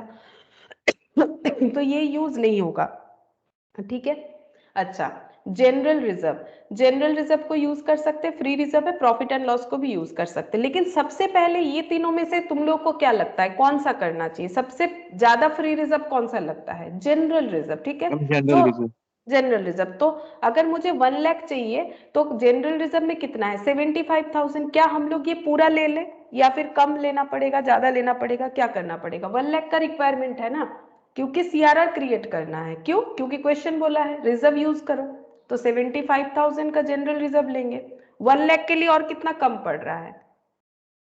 25,000। 25,000 तो 25,000 नेक्स्ट कहाँ से लेंगे? जनरल रिजर्व को यूज कर लिया, नेक्स्ट किसे लेना चाहिए? नेक्स्ट लेना चाहिए PL पीएल, नेक्स्ट पीएल को लेना चाहिए, उसके बाद कैपिटल रिजर्व। तो सबसे पहले जनरल रिजर्व यूज करो, फिर रिजर्व फंड यूज करो, फिर पीएल यूज करो, उसके बाद बाकी। ठीक है, तो ये देखो यहाँ पर हम लोग इसके बाद प्रॉफिट एंड लॉस अकाउंट से यूज करेंगे, कितना है 35,000, लेकिन यूज कितना करेंगे 25,000। इससे हम लोग अपना सीआरआर क्रिएट करेंगे। ठीक है, क्यों सीआरआर क्रिएट कर रहे हैं? क्योंकि हम लोग रिडेम्पशन ऑफ डिवेंचर कर रहे हैं बाय यूटिलाइजेशन ऑफ रिजर्व। तो जितना रिजर्व यूज करना है उतने का सीआरआर क्रिएट करना है। अब हम लोग नेसेसरी जर्नल एंट्रीज जो है वो करेंगे। ये देखो कैसे होगा जर्नल एंट्री। तो जर्नल एंट्री इस हिसाब से होता है कि हम लोग सबसे पहले ये लिखेंगे कि हम लोग अपना शेयर को रिडीम करना चाहते हैं, कैप जो प्रेफरेंस शेयर है 1 जनवरी 2002 को। ये देखो, तो प्रेफरेंस शेयर कैपिटल जो है वो बैलेंस शीट से हट जाएगा। जब कैपिटल आता है तो कैपिटल क्रेडिट होता है। शेयर जब इशू किया था bank account debit to preference share capital. अब जब शेयर चला जाएगा तो क्या होगा? एंट्री कैपिटल डेबिट हो जाएगा। कौन सा प्रेफरेंस शेयर जा रहा है? 10%। तो लिखेंगे इस तरह से 10% redeemable preference share capital account debit. बोलो कितना कैपिटल लिया था हम लोगों ने? 1000 इंटू 100, 1 लाख। 2 क्या हो जाएगा? किनको देना पड़ेगा ये पैसा? किनको देना पड़ेगा? उनको ड्यू करेंगे। क्या लिखना पड़ता है? बोलो क्या लिखना पड़ेगा? Preference share holder to preference share holder. तो 1 लाख रुपीज हमें रिटर्न कर देना है, किसको? प्रेफरेंस शेयर होल्डर को। ठीक है, अब पैसा चाहिए तो हम लोगों ने प्रॉफिट यूज करने का सोचा है, तो हम लोगों को जनरल रिजर्व सीआरआर क्रिएट करना पड़ेगा उतना जितना हमारा वैल्यू जो है, फेस वैल्यू है शेयर रिडीम का। तो फेस वैल्यू पे ही रिडीम कर रहे हैं, 1 लाख है। ठीक है, तो सीआरआर क्रिएट करेंगे और रूल्स के हिसाब से सबसे पहले यूज करना पड़ेगा जनरल रिजर्व, क्योंकि वो अवेलेबल है, ये फ्री रिजर्व होता है। तो general reserve account debit 75,000। Profit and loss, उसके बाद प्रॉफिट एंड लॉस, क्योंकि 1 लाख चाहिए तो profit and loss account debit 25,000 to क्या क्रिएट होगा इससे? सीआरआर। सीआरआर का मतलब कैपिटल रिडेम्पशन रिजर्व। जब भी कैपिटल को रिडीम करना होता है तो रिजर्व क्रिएट करना पड़ेगा, अगर हम लोग रिजर्व यूटिलाइज कर रहे हैं तो। और वो हमें क्वेश्चन ही बताएगा कि कंपनी कैसे करके पे करना चाहती है। तो रिजर्व बन गया। अच्छा, अब हम लोग पे कर देंगे, तो पेमेंट का एंट्री क्या होगा? किसको पे करेंगे? क्रेडिटर को पे करने से क्रेडिटर डेबिट हो जाता है। यहाँ पर क्रेडिटर कौन है? Preference share holder. Preference share holder को पे करेंगे 1 लाख टू बैंक। बस इतना सा, यही करना है। यहाँ पर सिर्फ एंट्री बोला है, यहाँ पर तो बैलेंस शीट बोला भी नहीं है। ठीक है, अच्छा देखो क्वेश्चन नंबर 7, इसमें क्या बोला है देखो। क्वेश्चन नंबर 7 में बोल रहा है C limited had 3012% redeemable preference share of 100 each. तो कितना प्रेफरेंस शेयर है? 3000। ये नंबर है, ठीक है, इसके आगे रुपीस का साइन नहीं। इतना सारा प्रेफरेंस शेयर है 100 रुपीज वाला। तो टोटल कितना कैपिटल है? प्रेफरेंस शेयर से कितना कैपिटल बना रखा है इन्होंने? 3 लाख। इनके बिजनेस में 3 लाख रुपीस का कैपिटल थ्रू प्रेफरेंस शेयर आया हुआ है। ठीक है, फुल्ली पेड अप है। अगर फुल्ली पेड अप है तभी तो रिडीम कर पाएंगे, अगर पार्टली पेड अप है तो रिडीम नहीं कर पाएंगे। फुल्ली पेड अप है। The company had to redeem this preference share at premium of 10%। तो कंपनी बोल रही है 3 लाख लिए थे वो तो रिटर्न करेंगे, साथ में 10% एक्स्ट्रा भी देंगे, उसको क्या बोला जाता है? प्रीमियम। तो कितना पे करना पड़ेगा?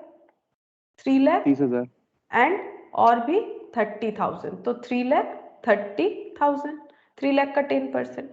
अब कंपनी कैसे पैसा अपना निकाल रही है? It was decided by the company to issue the following. Company share issue कर रही है 25,000 equity share of 10 each at par. तो इससे कितना पैसा मिलेगा? 25,000 शेयर इशू कर रही है 10 रुपए वाला, तो 2,50,000। इसके अलावा 1000 14% debenture of 100 each debenture issue कर रही है। The issue was fully subscribed. जो भी इशू हुआ है फुल्ली सब्सक्राइब्ड हुआ है, मतलब सारा का सारा बिक गया है। And all amounts were fully received. और जो भी पैसा मिलने वाला था थ्रू इक्विटी शेयर हो या डिवेंचर हो वो भी रिसीव हो गया है। The payment was duly made, payment भी कर दिया है, ठीक है। The company had sufficient profit, company के पास सफिशिएंट प्रॉफिट है। So journal entries in the books of the company, company के बुक्स में जर्नल एंट्री दिखाओ। तो सफिशिएंट प्रॉफिट का मतलब ये होता है कि अगर कंपनी को प्रॉफिट यूटिलाइज करने का जरूरत होगा, जितना भी जरूरत होगा कंपनी के पास वो अवेलेबल है, ये बता रहा है कंपनी, ठीक है। बस इतना ही बोला है, हमें एंट्री पास करना है।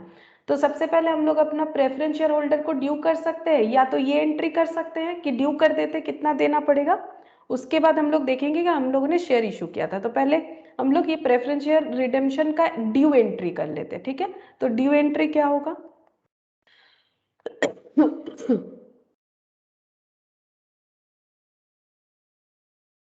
देखो ड्यू एंट्री कुछ इस तरह से होगा।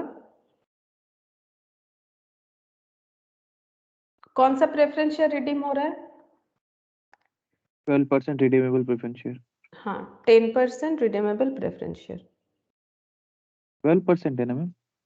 10 है कि 12 है? ओ ये 10% प्रीमियम है, 12%, हाँ 12% redeemable preference share capital account debit, ये तो हमें पे करना ही है, जो कि 3 लाख हुआ था। कैसे? 3000 इंटू 100 इतना लिया था हम लोगों ने, 3000 नंबर ऑफ शेयर इशू किया था और वो 3 लाख हुआ था, ठीक है। अच्छा, और अभी हम लोगों ने बोला कि हम लोग प्रीमियम भी प्रीमियम में पे करेंगे, तो प्रीमियम लॉस होगा, एक्स्ट्रा पे कर रहे हैं, premium on redemption of preference share account debit. तो लॉस कितना होगा? 3000 पे कितना करके देंगे? 10% मतलब कितना और एक्स्ट्रा देंगे? 10 रुपए, 100 रुपए पे और भी 10% देंगे, यानी 110 देंगे। तो 100 यहाँ दे रहे हैं और 10 यहाँ पर देना पड़ेगा, इसका मतलब तो यही होता है ना। 100 पे 10% ज्यादा देने का मतलब क्या है? 100 इंटू 100, 100 प्लस 100 इंटू 10%, यानी 100 प्लस 10। तो ये एक्स्ट्रा और ये तो नॉर्मल, ये लिया था, ये तो रिटर्न करना ही पड़ेगा। अच्छा, तो ये हो गया कितना? फिर 30,000 ये, और किसको ड्यू करेंगे? टू प्रेफरेंस शेयर होल्डर, है ना। यहाँ कैपिटल नहीं लिखना है, होल्डर मतलब पर्सन जिनको पे करना पड़ेगा, तो ये पैसा हमें पे करना है। अच्छा, इसके बाद ये ड्यू एंट्री तो करके रख दिया हम लोगों ने, फिर हम लोगों ने शेयर इशू कर दिया। कौन सा शेयर? Equity share. बोलो इक्विटी शेयर इशू करने का एंट्री क्या होगा? शेयर इशू करने से क्या मिलता है? पैसा।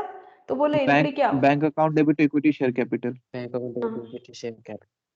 हाँ, bank account debit to equity share capital. जैसे बिजनेस में पैसा इंट्रोडक्शन का एंट्री होता है कैश टू कैपिटल, उसी तरह से 25,000 10 रुपीज वाला।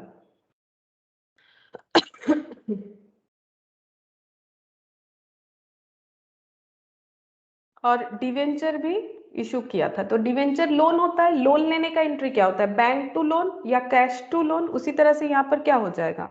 बैंक टू 14% डिवेंचर, लोन का नाम क्या है? 14% डिवेंचर। तो नरेशन तुम लोग लिख लोगे, being equity share issued, being debenture issued, इस तरह से।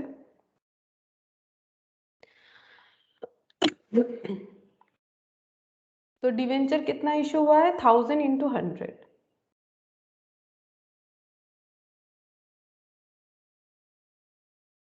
1 लाख।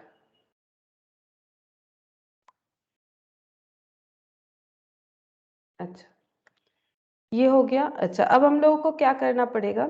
सबसे पहले ये जो प्रीमियम है उसका पैसे को हमें एडजस्ट करना पड़ेगा। तो पुराने रूल्स के हिसाब से प्रीमियम का पैसा एडजस्ट होता है, बट इस क्वेश्चन में भी देखो ये कन्फ्लिक्ट नहीं आ रहा है कि हमें पुराने नियम से करना है कि जो अपडेटेड है। हम तो बोलेंगे अपडेटेड से ही करना है, लेकिन यहाँ पर ये प्रॉब्लम है नहीं, क्योंकि कंपनी के पास सिक्योरिटीज प्रीमियम प्रीवियसली है या नहीं है इसके बारे में कुछ नहीं बताया। बोला है कि सफिशिएंट प्रॉफिट है, तो प्रीमियम का पैसा किससे एडजस्ट हो जाएगा? प्रॉफिट से। तो ये जो लॉस है, हाँ ये जो लॉस हुआ है ना 30,000 का, इसको हम लोग राइट ऑफ कर लेते हैं प्रॉफिट से। तो प्रॉफिट को यूज करेंगे, प्रॉफिट एक क्रेडिट बैलेंस होता है तभी प्रॉफिट होता है। तो क्रेडिट बैलेंस से जितना भी यूज करेंगे उतना वो डेबिट हो जाएगा। तो कितना यूज करना पड़ेगा? बोलो। 30,000। 30,000, तो 30,000 को हम लोग यूज करेंगे।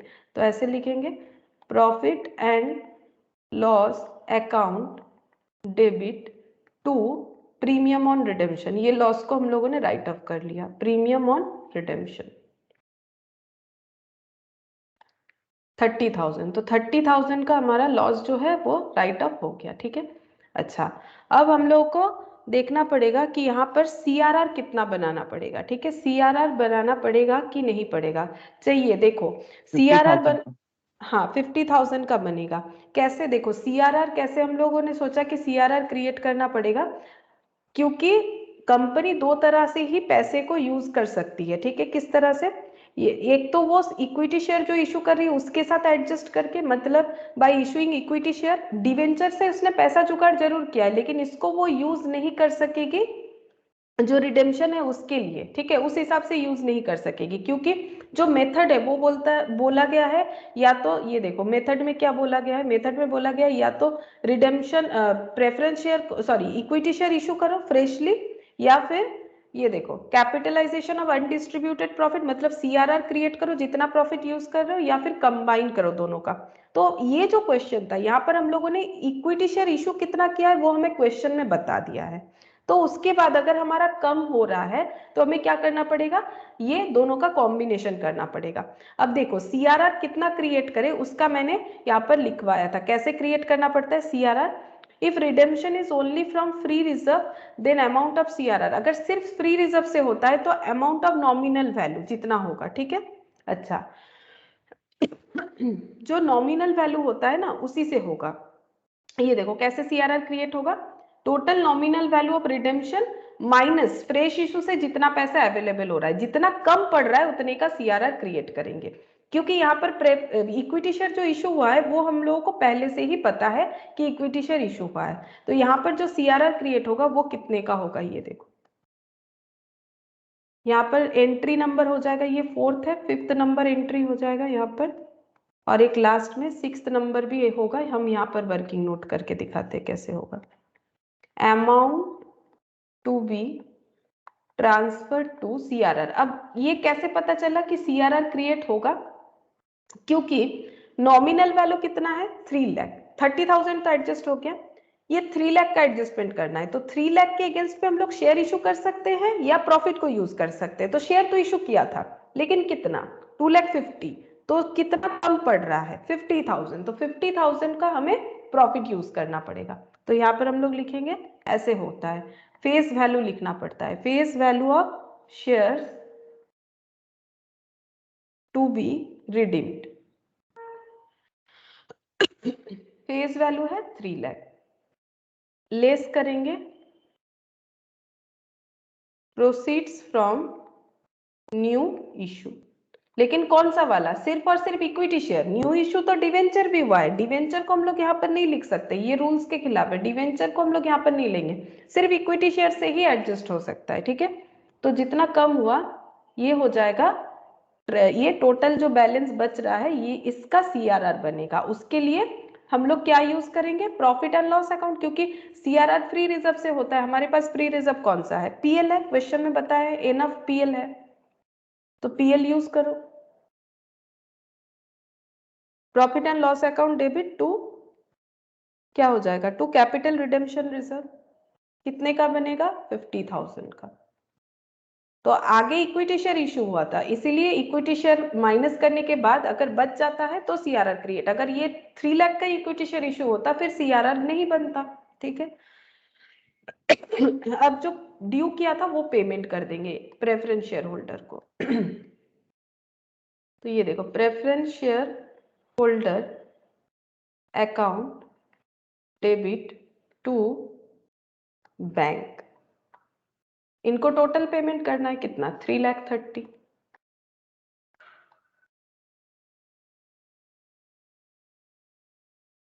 3,30,000 पेमेंट करना पड़ेगा, ठीक है।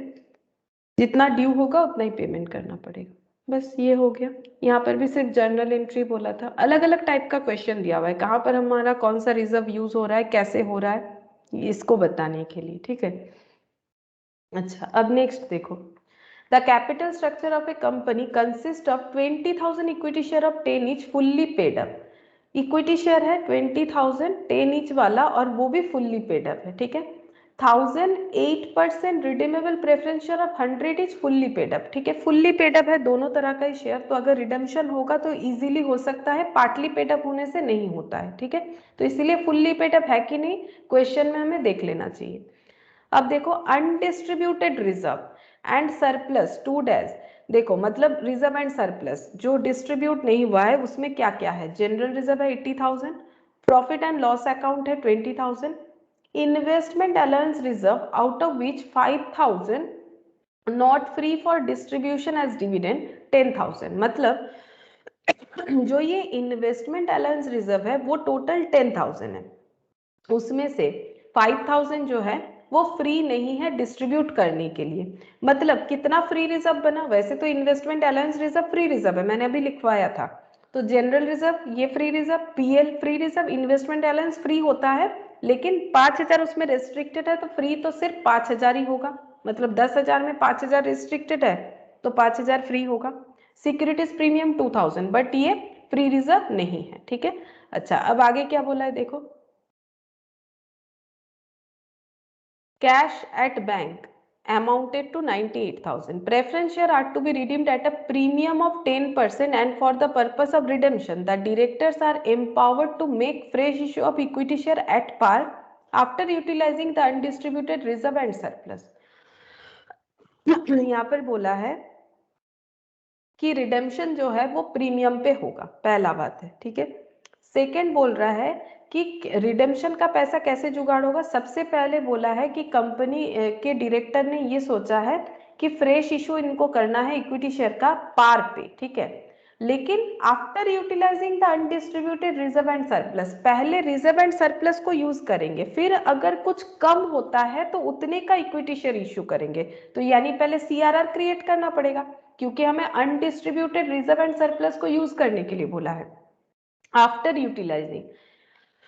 तो ये यूटिलाइज करने के बाद जो बचेगा उतने का हमें इक्विटी शेयर करना है कि अगर सफिशिएंट नहीं होता है तो subject to the condition that sum of 20,000 shall be retained in general reserve. लेकिन जनरल रिजर्व में 20,000 हम लोगों को रख देना है and which should not be utilized. यानी जनरल रिजर्व में भी एक रेस्ट्रिक्शन ऐसे है, जैसे कि इन्वेस्टमेंट अलाउंस में रेस्ट्रिक्शन है वो पहले ही बता दिया था कि वैसे तो 10,000 का है लेकिन 5,000 यूज कर सकते हो, 5,000 नहीं कर सकते हो। सिमिलरली जनरल रिजर्व का भी बताया 80,000 में 20,000 यूज नहीं कर सकते। तो कितना फ्री है जनरल रिजर्व, कितना फ्री हुआ हम लोगों के लिए 60,000 60,000 फ्री हुआ। प्रॉफिट एंड लॉस पूरा 20,000 फ्री है। इन्वेस्टमेंट अलाउंस रिजर्व 5,000 फ्री है। सिक्योरिटीज प्रीमियम क्या सीआरआर पे यूज होता था? पहले भी सोचो, पहले के रूल्स पे भी क्या सिक्योरिटीज प्रीमियम सीआरआर के लिए यूज होता था? नहीं, ये तो सीआरआर के लिए कभी भी यूज नहीं होता था। ये किसके लिए यूज होता था? सिर्फ प्रीमियम पे करने के लिए। लेकिन जो सेक्शन 133 बता रहा है वो तो बता रहा है सिक्योरिटीज प्रीमियम को हम लोग प्रीमियम पे करने के लिए भी यूज नहीं कर सकते हैं in case of redemption of preference share. तो इस क्वेश्चन को अगर हम लोग अमेंडेड रूल के हिसाब से करते हैं तो कैसा बनेगा देखो। तो यहाँ पर बोला है pass journal entries to give effect to the above arrangement and also show how the relevant items will appear in the balance sheet of the company after redemption carried out. तो रिडेम्पशन के बाद balance sheet में ये सारे item कैसे दिखेंगे वो भी हमें बताने के लिए बोल रहा है, ठीक है। देखो सबसे पहले हम लोग यहाँ पर देखते हैं कि हम लोगों को वर्किंग नोट बना लेते हैं, ठीक है। वर्किंग नोट में देखते हैं कि कितना हमें चाहिए पैसा टूवर्ड्स कैपिटल, कितने का सीआरआर क्रिएट करना है, कितना कम हो रहा है जिसका हमें इक्विटी शेयर इशू करना पड़ेगा, उसका पहले वर्किंग बना लेते हैं। तो इलास्ट्रेशन 8 देखो, पहले लिखेंगे फेस वैल्यू, यही वाला पॉइंट, क्योंकि पहले हम लोग को देखना पड़ेगा कि कितना शेयर रिडीम कर रहे हैं, उसका फेस वैल्यू क्या है। Face value of shares to be redeemed, कितना शेयर रिडीम कर रहे हैं देखो, बोलो यहाँ से देख के बताओ कितना शेयर रिडीम कर रहे हैं। 1,000 कितना 100 रुपीज वाला हमें फेस वैल्यू चाहिए 1 लाख फेस वैल्यू, कैपिटल का टुवर्ड्स वैल्यू चाहिए हम लोग को, प्रीमियम वाला वैल्यू नहीं चाहिए, तो 1 लाख। प्रीमियम का पैसा तो अलग होता है ना, उसका पैसा पहले के हिसाब से प्रीमियम से एडजस्ट होता था, अभी प्रीमियम से एडजस्ट नहीं होगा नए रूल्स के हिसाब से, ठीक है। तो फेस वैल्यू ऑफ शेयर्स इतना हो गया। अब हमें पहले क्या यूज करना है, प्रॉफिट। यहाँ पर बताया ना, ये देखो, आफ्टर यूटिलाइजिंग मतलब जब कॉम्बिनेशन, ये तो पॉइंट सी हो गया ना, थोड़ा इक्विटी शेयर, ठीक है, और थोड़ा सा प्रॉफिट। लेकिन पहले बोला है कि प्रॉफिट को यूटिलाइज करो, उसके बाद जो कमी होगा उसके लिए इक्विटी शेयर को हम लोग इशू करेंगे। तो पहले प्रॉफिट चेक करते हैं कितना है हमारे पास। तो प्रॉफिट के लिए हम लोग क्या क्या यूज कर सकते हैं, यहाँ पर लिखते हैं less profit available for distribute. जो प्रॉफिट को हम लोग यूज कर सकते हैं डिस्ट्रीब्यूट करने के लिए, distribute and to create CRR, CRR create करने के लिए यूज कर सकते हैं। तो सीआरआर के लिए फ्री रिजर्व में जनरल रिजर्व यूज कर सकते हैं, लेकिन रेस्ट्रिक्शन है 20,000 हमें रख देना है। तो जनरल रिजर्व कितना यूज कर सकेंगे, 80,000 में से, हाँ 80,000 में से 20,000 नहीं यूज कर सकेंगे, तो कितना यूज करेंगे, 60,000। हमें 1 लाख चाहिए, 60,000 अभी तक जुगाड़ हुआ। प्रॉफिट एंड लॉस अकाउंट 20,000 है, ठीक है। तो प्रॉफिट एंड लॉस अकाउंट 20,000 वैसे तो हम लोग पूरा यूज कर सकते हैं, कोई प्रॉब्लम नहीं है। लेकिन ये जो प्रीमियम पे रिडीम करेंगे तो हमारा लॉस कितना होगा, ये जो प्रेफरेंस शेयर हम लोग प्रीमियम पे रिडीम करने वाले हैं 10,000 का लॉस होगा। तो ओल्ड रूल्स के हिसाब से जो मैंने लास्ट क्लास में करवाया था, ये 10,000 कहाँ से यूज होना चाहिए था, सिक्योरिटीज प्रीमियम का 2,000 यूज करना चाहिए था इसको रिडीम करने के लिए। और जितना कम होता, कितना कम हो रहा है, सिक्योरिटीज प्रीमियम में 2,000 था, 8,000 वो कहाँ से लेना चाहिए था, पीएल से, ठीक है, ये मैंने बताया था।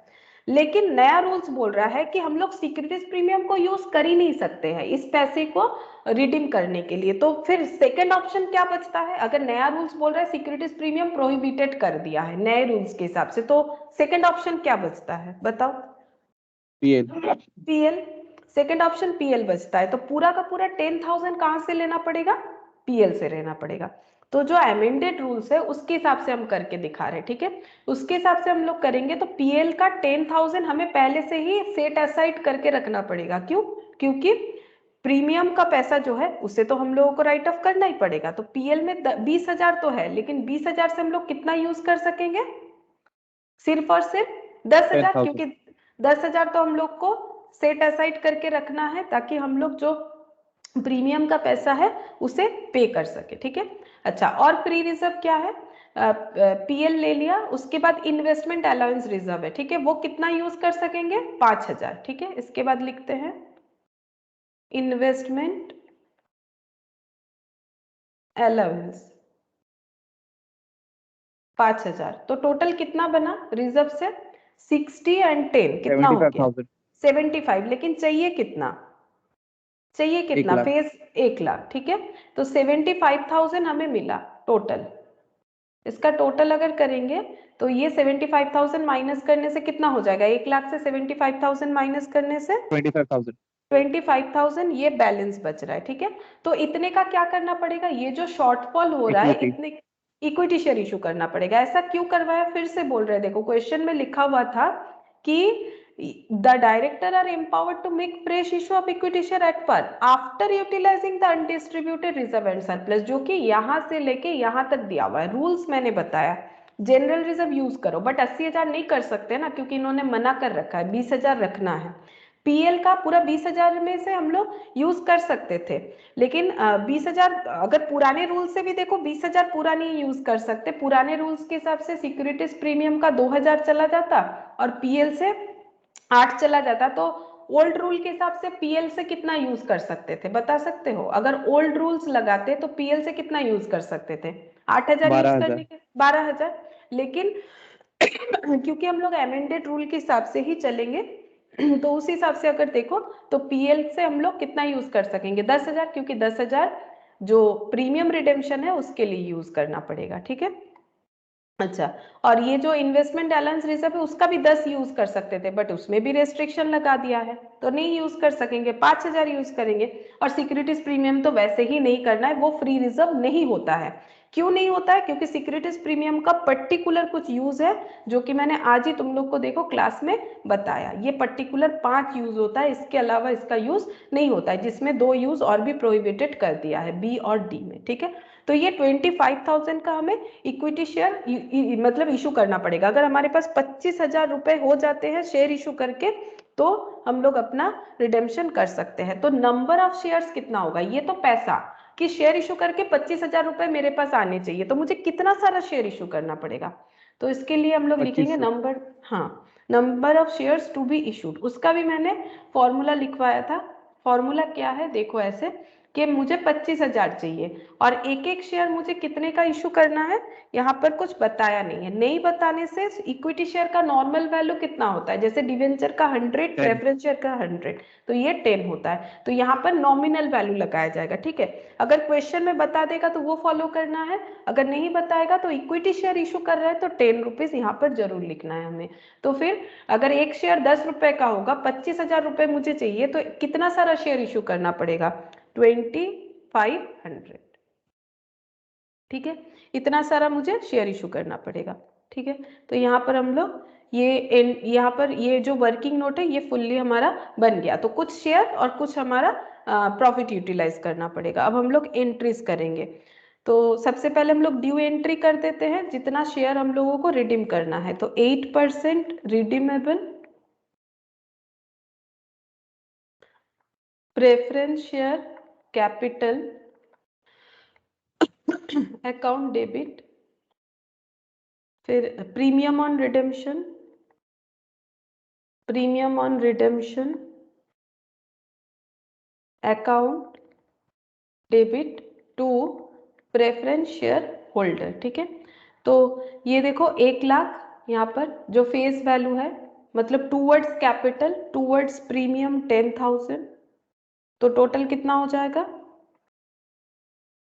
1,10,000। ठीक है, अच्छा, अब ये हम ड्यू हो गया। अब हम लोग शेयर इशू करेंगे, तो शेयर इशू कर देते हैं और कुछ प्रॉफिट से पैसा मतलब सीआरआर को भी यूटिलाइज करेंगे। तो शेयर इशू का एंट्री लिख देते हैं, bank account debit to equity share capital 2500 shares 10 rupees करके 25,000, और सीआरआर भी क्रिएट किया, पहले सीआरआर क्रिएट किया था। ठीक है, तो सीआरआर के लिए हम लोगों ने क्या क्या यूज किया वो तो वर्किंग नोट से ही पता चल जाएगा। General reserve 60,000, PL 10,000, investment allowance 5,000। तो हर तरह का रिजर्व क्रेडिट होता है, रिजर्व जब खत्म हो जाएगा तो डेबिट हो जाएगा। General reserve debit, PL account debit, investment allowance reserve debit to CRR. ठीक है, तो सीआरआर बनेगा हम लोग का, जनरल रिजर्व यूज हुआ 60,000 का, पीएल यूज हुआ 10,000 का, और इन्वेस्टमेंट अलाउंस 5,000 का। तो सीआरआर बन गया टोटल 75,000 का, और बाकी जो कमी था वो इक्विटी शेयर इशू करके हो गया 25,000 का। ठीक है, अब नेक्स्ट हम लोग क्या करेंगे, ये जो प्रीमियम है सबसे पहले प्रीमियम को एडजस्ट कर लेंगे, उसके बाद पेमेंट करेंगे। ठीक है, तो यहाँ पर लिख देते हैं 4th नंबर पे। तो ये प्रीमियम जो है इसके लिए पीएल यूज हो जाएगा, तभी तो 10,000 रखा था। पीएल अकाउंट डेबिट टू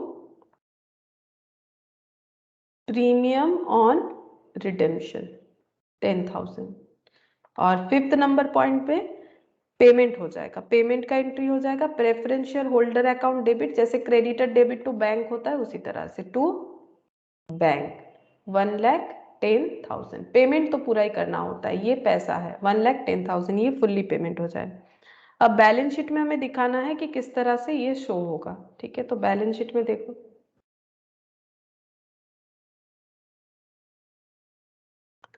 अच्छा, बैलेंस शीट एक्सट्रैक्ट दिखाएंगे क्योंकि पूरा डिटेल्स तो है नहीं हम लोगों के पास, फुल्ली बना हुआ बैलेंस शीट नहीं है ना, मतलब एसेट साइड थोड़ी ना है हम लोगों के पास कि हम लोग पूरा लिख सकते हैं। तो जो भी बैलेंस शीट बनेगा वो एक्सट्रैक्ट फॉर्मेट में बनेगा। बैलेंस शीट एज एट, यहाँ पर लिख देते हैं एक्सट्रैक्ट, एक्सट्रैक्ट फॉर्मेट में बनेगा। तो बैलेंस शीट का नया फॉर्मेट के हिसाब से सबसे पहले लिखना पड़ता है इक्विटी एंड लाइबिलिटीज। जैसे तुम लोग पहले लिखते थे एक साइड एसेट एक साइड लाइबिलिटीज, उसी तरह से इक्विटी एंड लाइबिलिटीज, उसके अंडर आ जाता है शेयर होल्डर्स फंड।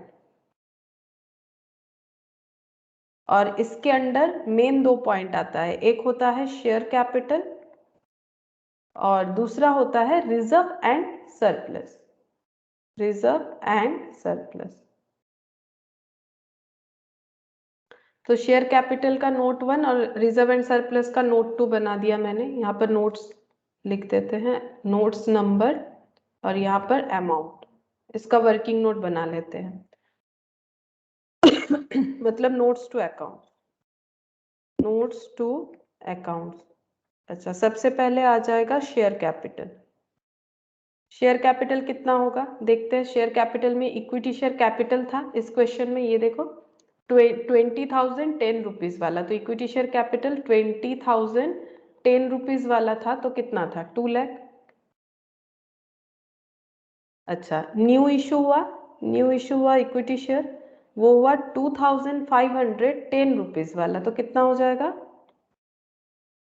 25,000। ठीक है, और प्रेफरेंस शेयर तो चला गया, रिडीम हो गया, तो प्रेफरेंस शेयर का तो कुछ नहीं आएगा। तो टोटल शेयर कितना बन गया, शेयर कैपिटल 2,25,000। ठीक है, तो यहाँ पर लिखना पड़ेगा 2,25,000।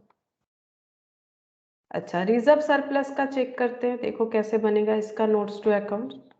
रिजर्व एंड सरप्लस, तो रिजर्व सरप्लस में क्या क्या था, सबसे पहले था जनरल रिजर्व। ये देखो जनरल रिजर्व, ये कितना था 80,000 था। लेस करना पड़ेगा यूटिलाइज टू क्रिएट CRR, कितना यूज हुआ 60,000 है ना, तो बचा कितना 20,000। जनरल रिजर्व से 20,000 बचा हुआ है। पीएल था 20,000, देखो इसका क्या हुआ, पीएल था 20,000, यहाँ पर लिखेंगे right of for premium right off करने के लिए हम लोगों ने यूज किया 10,000। फॉर क्रिएटिंग CRR क्रिएट करने के लिए यूज कर लिया 10,000, तो यहाँ पर कुछ भी नहीं बचा पीएल का अमाउंट। अच्छा, उसके बाद क्या था इन्वेस्टमेंट अलाउंस रिजर्व, तो इन्वेस्टमेंट अलाउंस रिजर्व ये था 10,000 लेस यूज टू CRR के लिए कितना यूज हुआ 5,000, तो इसमें कितना बचा हुआ है 5,000। अच्छा, सिक्योरिटीज प्रीमियम पूरा ही बचा हुआ है, सिक्योरिटीज प्रीमियम पूरा ही बचा हुआ है, दैट इज 2,000। ठीक है, और नया जो रिजर्व क्रिएट हुआ CRR, वो कितना क्रिएट हुआ, CRR का कितना था अमाउंट 75,000। तो टोटल बताओ कितना हो गया, फिर वही रिजर्व सरप्लस में जाएगा 20 और यहाँ पर हो गया 95 और 5 कितना हो जाएगा 1,02,000 है ना। तो यहाँ पर रिजर्व क्रिएट हो गया टोटल 1,02,000 का, तो इस तरह से हम लोग दिखाएंगे, तो यहाँ पर लिख देंगे 1,02,000 का रिजर्व क्रिएट हो गया। अच्छा, इसके अलावा हमारे पास कोई इन्फॉर्मेशन था, कैश एट बैंक दिया हुआ था, ठीक है, तो वो हम लोग लिख सकते हैं, और तो इधर लाइबिलिटी साइड में कोई इन्फॉर्मेशन नहीं था। নোটসটা একবার দেখাবে নিচের দিকটা। হ্যাঁ হ্যাঁ দেখাচ্ছি।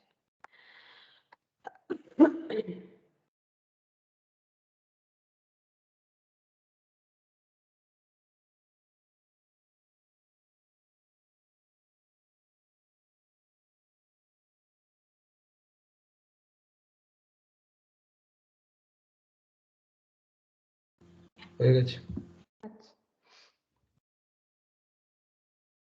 और यहाँ पर देखो एसेट लिख देते हैं, एसेट में हम लोग करंट एसेट का कैश बैलेंस लिख सकते हैं ना, करंट एसेट में कैश एंड कैश इक्विवेलेंट ये लिख सकते हैं, कैश एंड कैश इक्विवेलेंट। तो इसका भी नोट नंबर 3 बना लेते हैं।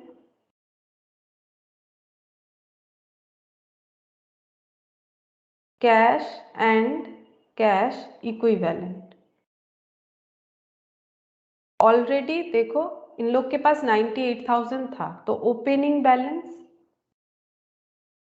98,000, फिर ऐड करते हैं इशू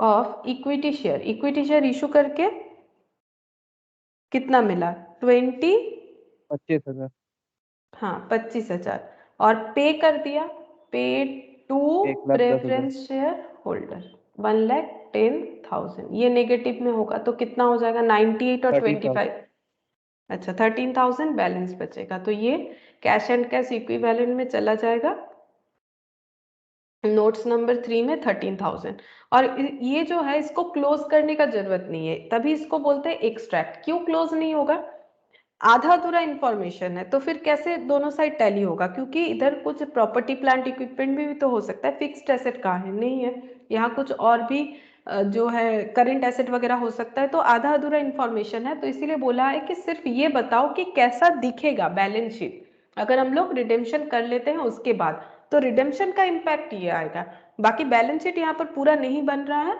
क्योंकि पूरा इंफॉर्मेशन नहीं है हम लोगों के पास अब एक छोटा सा जो डिफरेंस है वो बता देते हैं देखो अगर बाय चांस ऐसा होता है कि तुम लोग का पुराने सिस्टम के हिसाब से आंसर दिया हुआ है स्पेशली एमसीक्यू के लिए बोलेंगे जिन लोगों को करना है उन लोग को नए मेथड से ही करना है अगर देखो यहाँ पर ऐसा होता कि हम लोग सीआरआर के लिए सॉरी जो प्रीमियम है उसके लिए अगर हम लोग सिक्योरिटीज प्रीमियम यूज करते तो डिफरेंस क्या हो जाता बैलेंस शीट में डिफरेंस इतना सा ही होता तुम लोग खुद भी समझ पाओगे हम लोग यहाँ पर जब लिख रहे हैं ना प्रीमियम के लिए 10,000 तो यहाँ पर पीएल का अमाउंट जो है वो थोड़ा सा चेंज हो जाएगा कैसे होगा ये 20,000 में से रिटर्न ऑफ फॉर प्रीमियम 8,000 हो जाएगा क्रिएटिंग फॉर सीआरआर फिर यहाँ पर कितना हो जाएगा यहाँ पर 12,000 हो जाएगा ठीक है इस तरह से चेंज हो जाएगा और जो सिक्योरिटीज प्रीमियम यहाँ पर 2,000 दिख रहा है वो नहीं दिखेगा तो ये जो रिजर्व सरप्लस है यहाँ पर थोड़ा सा चेंजेस आ जाएगा लेकिन ओवरऑल अमाउंट जो है वो उतना ही रहेगा मतलब अगर हम लोग ओल्ड रूल से करते तो वो कैसा होता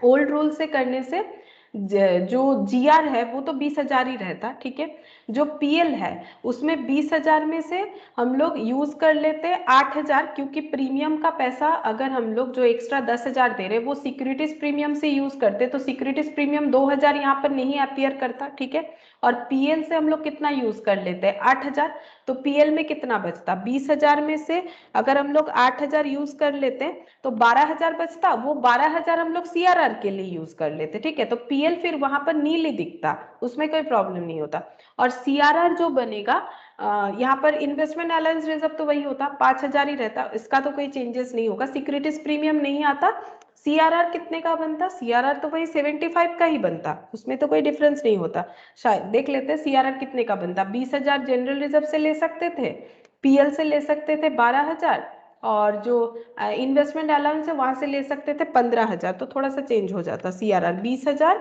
12,000 और 5,000 तो ये हो जाता 37,000 ठीक है तो सीआरआर 37,000 हो जाता तो ओवरऑल कितना होता 37 प्लस 5,000 प्लस 20,000 तो 62,000 हो जाता उस केस में ठीक है तो ये 1,02,000 की जगह 62,000 होता तुम लोग आई होप समझ पा रहे हो हम क्या बोलना चाह रहे हैं हम ये बोल रहे हैं कि अगर सिक्योरिटीज प्रीमियम ओल्ड मेथड से हम लोग यूज करते तो उस केस में क्या आंसर आता रिजर्व एंड सरप्लस का अगर एमसीक्यू में वो वाला आंसर भी रहे तो तुम लोग को तो समझना पड़ेगा ना टिक करने के लिए कि कौन सा होगा अगर हम लोग ओल्ड रूल से इस क्वेश्चन को करते उस केस में हमारा सीआरआर कैसे बनता तो सीआरआर कुछ इस तरह से बनता ना जनरल रिजर्व से 20,000 ले लेते सॉरी जनरल रिजर्व से 20,000 क्यों जनरल रिजर्व से कितना ले सकते थे 60,000 ठीक है पीएल से कितना ले सकते थे 12,000 क्योंकि सिक्योरिटीज प्रीमियम के लिए चला जाता और इन्वेस्टमेंट अलाउंस जो रिजर्व है वहां से ले सकते थे 5,000 तो फिर ये जो सीआरआर बनता ठीक है ये जनरल रिजर्व होता सीआरआर बनता वो कितना बनता 60,000 प्लस 12,000 प्लस 5,000 तो ये हो जाता 77,000 होता ठीक है वहां पर मैंने थोड़ा गलत लिख दिया था 20,000 लिख दिया था जनरल रिजर्व 60,000 का यूज करते पीएल 12,000 इन्वेस्टमेंट अलाउंस रिजर्व 5,000 77,000 का हमारा ये सीआरआर बनता ठीक है तो सीआरआर इस तरह से होता तो उस केस में ये सिक्योरिटीज प्रीमियम यहाँ पर बैलेंस शीट में नहीं रहता क्योंकि वो तो प्रीमियम पे करने के लिए यूज हो जाता ठीक है तो प्रीमियम के लिए यहाँ से 2,000 और पीएल से 8,000 वो चला जाता ठीक है तो सीआरआर 77 का बनता तो उस केस में जो ये हम लोग का ये वाला जो लिखा था मैंने ये देखो ये जो 25,000 आया था ये भी लेकिन चेंज हो जाता है ना, ये 60,000 और ये अगर 12,000 हो जाता तो ये बैलेंस अमाउंट अलग होने से इक्विटी शेयर भी अलग हो जाता, तो पूरा आंसर ही लेकिन अलग हो जाता। तो तुम लोग को वो चीज एक बार ध्यान में रखना है कि अगर हम लोग ओल्ड मेथड से करेंगे तो पूरा आंसर लेकिन अलग हो जाएगा, उस केस में CRR इतने का बनेगा, तो फिर इक्विटी शेयर का जो अमाउंट है वो भी चेंज हो जाएगा। इक्विटी शेयर का अमाउंट फिर कितना हो जाएगा, CRR अगर इतने का हो रहा है, टोटल 1 लाख था, तो 1 लाख से अगर हम लोग ये माइनस कर देंगे 77,000 तो कितना बचेगा 23,000, तो उस केस में इक्विटी शेयर कितने का हो जाएगा 23,000 रुपीज का इक्विटी शेयर इशू करना पड़ेगा। तो ये डिफरेंस हो जाता है अगर हम लोग पुराना मेथड यूज करते हैं और नया मेथड यूज करते हैं तो ये वाला होगा। तो अगर MCQ में दो तरह का ही हो सकता है कि अमेंडेड वाला दे ना भी दे, पता नहीं। अब देखो सारे बुक में ही मैंने चेक कर लिया, सभी के मैथ में अमेंडेड वाला बात बोला हुआ है, ठीक है, लेकिन क्वेश्चन जो है वो दोनों तरह से ही सॉल्व किया हुआ है। किसी ने मतलब किसी किसी मैथ में ऐसे लिखा हुआ है कि ये रूल्स है, लेकिन हम लोग ये अजम्पशन ले रहे हैं कि हम लोग सिक्योरिटीज प्रीमियम को यूज करेंगे प्रीमियम पे करने के लिए। तो अगर क्वेश्चन में स्पेसिफिकली बोल दिया है तो ठीक है, और नहीं बोला है तो हम लोग न्यू रूल्स को ही हमेशा फॉलो करेंगे। ये ओल्ड मेथड है, ठीक है, तो न्यू रूल्स को फॉलो करेंगे, लेकिन दोनों में आंसर चेंज हो जाएगा, ये हम बता रहे हैं। तो इसीलिए MCQ वालों को दोनों रूल्स ही पता होना चाहिए। बाई चांस अगर MCQ ओल्ड वाले से दे दिया तो उस केस में CRR का अमाउंट लेकिन 77 होगा। बाई चांस MCQ में दे दिया CRR का अमाउंट कितना होगा, तो तुम लोग निकाल रहे हो तो नए मेथड से इतना हो जाएगा CRR का अमाउंट, अभी जो यहाँ पर लिखा है 75,000।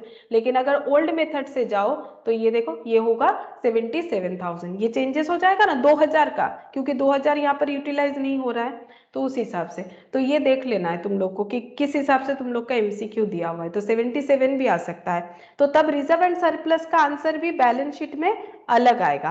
तो रिजर्व सरप्लस का कितना आ जाएगा, जनरल रिजर्व का 20,000 ही होगा, ये बचा हुआ रहेगा, और PL जो है वो तो खत्म हो जाएगा, इन्वेस्टमेंट अलाउंस रिजर्व 5,000 बचा हुआ रहेगा, सिक्योरिटीज प्रीमियम नहीं रहेगा, और CRR 77 का हो जाएगा। तो यहाँ पर चेक करके देख लेते हैं, 77,000 प्लस 5,000 प्लस 20,000, तो ये हाँ ये 1,02,000 ही रहेगा, इसमें चेंज नहीं होगा, ठीक है, ये 1,02,000 ही रह रहा है, लेकिन CRR का अमाउंट जरूर चेंज हो जाएगा, ठीक है, और CRR चेंज होगा तो इक्विटी शेयर का अमाउंट भी चेंज हो जाएगा, ये हम बताना चाह रहे हैं। तो ये थोड़ा सा चेंज जो है वो तुम लोग को ध्यान में रखना है।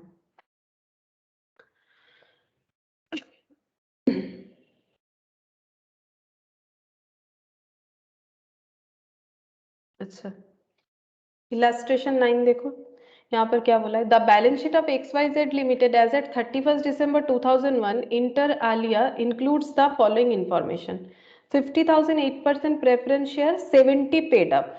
तो बोलो क्या ये फुल्ली पेड अप है, क्या ये प्रेफरेंस शेयर को अगर हम लोग रिडीम करना चाहे तो कर सकते हैं, क्योंकि रिडेम्पशन का फर्स्ट स्टेप ये होता है कि सारा शेयर फुल्ली पेड अप होना चाहिए। ये लाइन पढ़ते ही हमें क्या लगना चाहिए, क्या ये लोग अपना प्रेफरेंस शेयर रिडीम कर पाएगा, ये XYZ लिमिटेड कंपनी क्या अपना प्रेफरेंस शेयर रिडीम कर पाएगा, कब रिडीम करेगा, कितना पैसे का कॉल्ड उसका अप मैम करना, फाइनल कॉल मंगाना पड़ेगा 30 रुपीज का।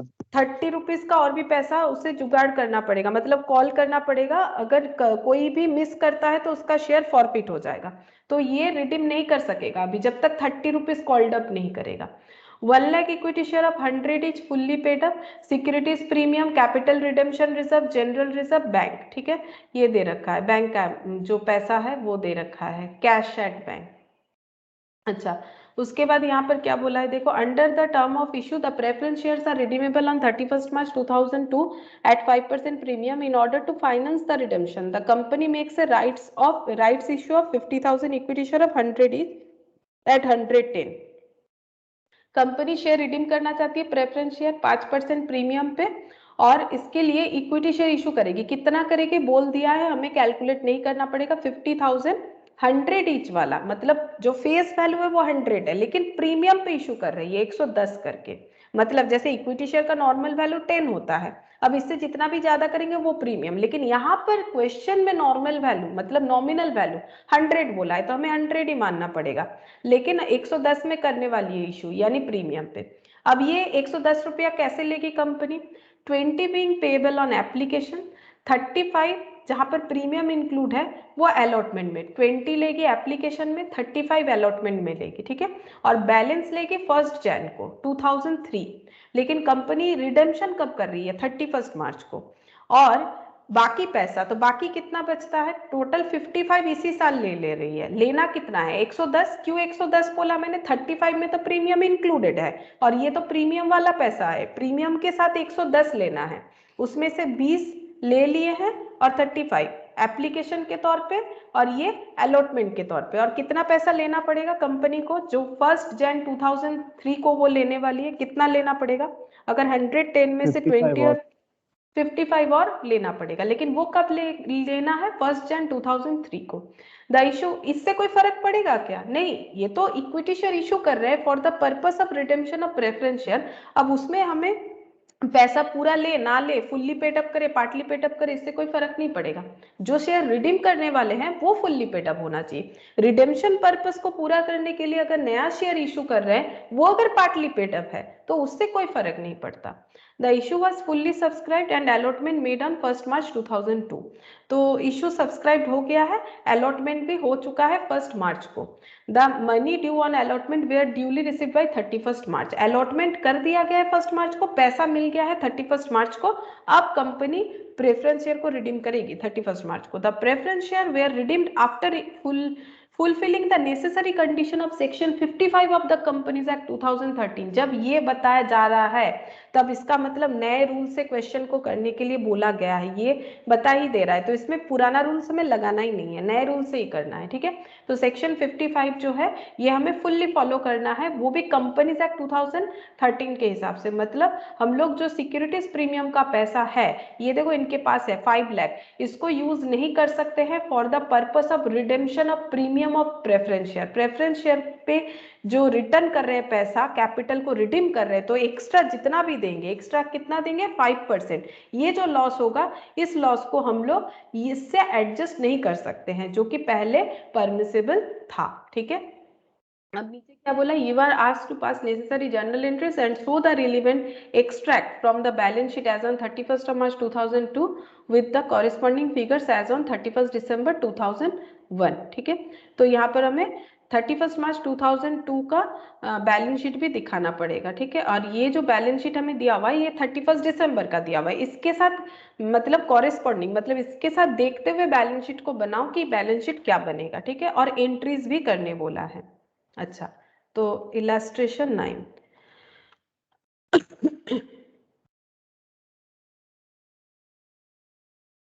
अच्छा, पहले हम लोग एंट्री कर लेते हैं। पहले प्रेफरेंस शेयर को हमें ड्यू करना पड़ेगा, तो कितना 8% प्रेफरेंस शेयर, तो यहाँ पर लिखते हैं 8% प्रेफरेंस शेयर। पहले हम लोग को क्या करना पड़ेगा, पहले हम लोग 30 रुपीज कॉल करेंगे, है ना, सबसे पहले 30 रुपीज कॉल करेंगे। तो एंट्री क्या होगा, ये देखो 8% preference share capital account, preference share ऐसे लिखते हैं, देखो 8% प्रेफरेंस शेयर फाइनल कॉल, है ना, क्या लिखना पड़ेगा, फाइनल कॉल अकाउंट डेबिट, पहले ड्यू करेंगे फाइनल कॉल का पैसा, अकाउंट डेबिट टू क्या लिखना पड़ेगा, टू 8% प्रेफरेंस शेयर कैपिटल, जैसे इक्विटी शेयर, कैपिटल, हाँ जैसे इक्विटी शेयर का लिखते हैं, अलॉट में क्या लिखते हैं, bank to equity share application, फिर equity share application to equity share capital transfer हो जाता है। उसी तरह से प्रेफरेंस जो प्रेफरेंस शेयर का होगा एप्लीकेशन का वैसे ही होगा। और अगर अलॉटमेंट का देखोगे तो अलॉटमेंट का पैसा पहले ड्यू होता है फिर रिसीव होता है, फाइनल कॉल का भी ड्यू रिसीव,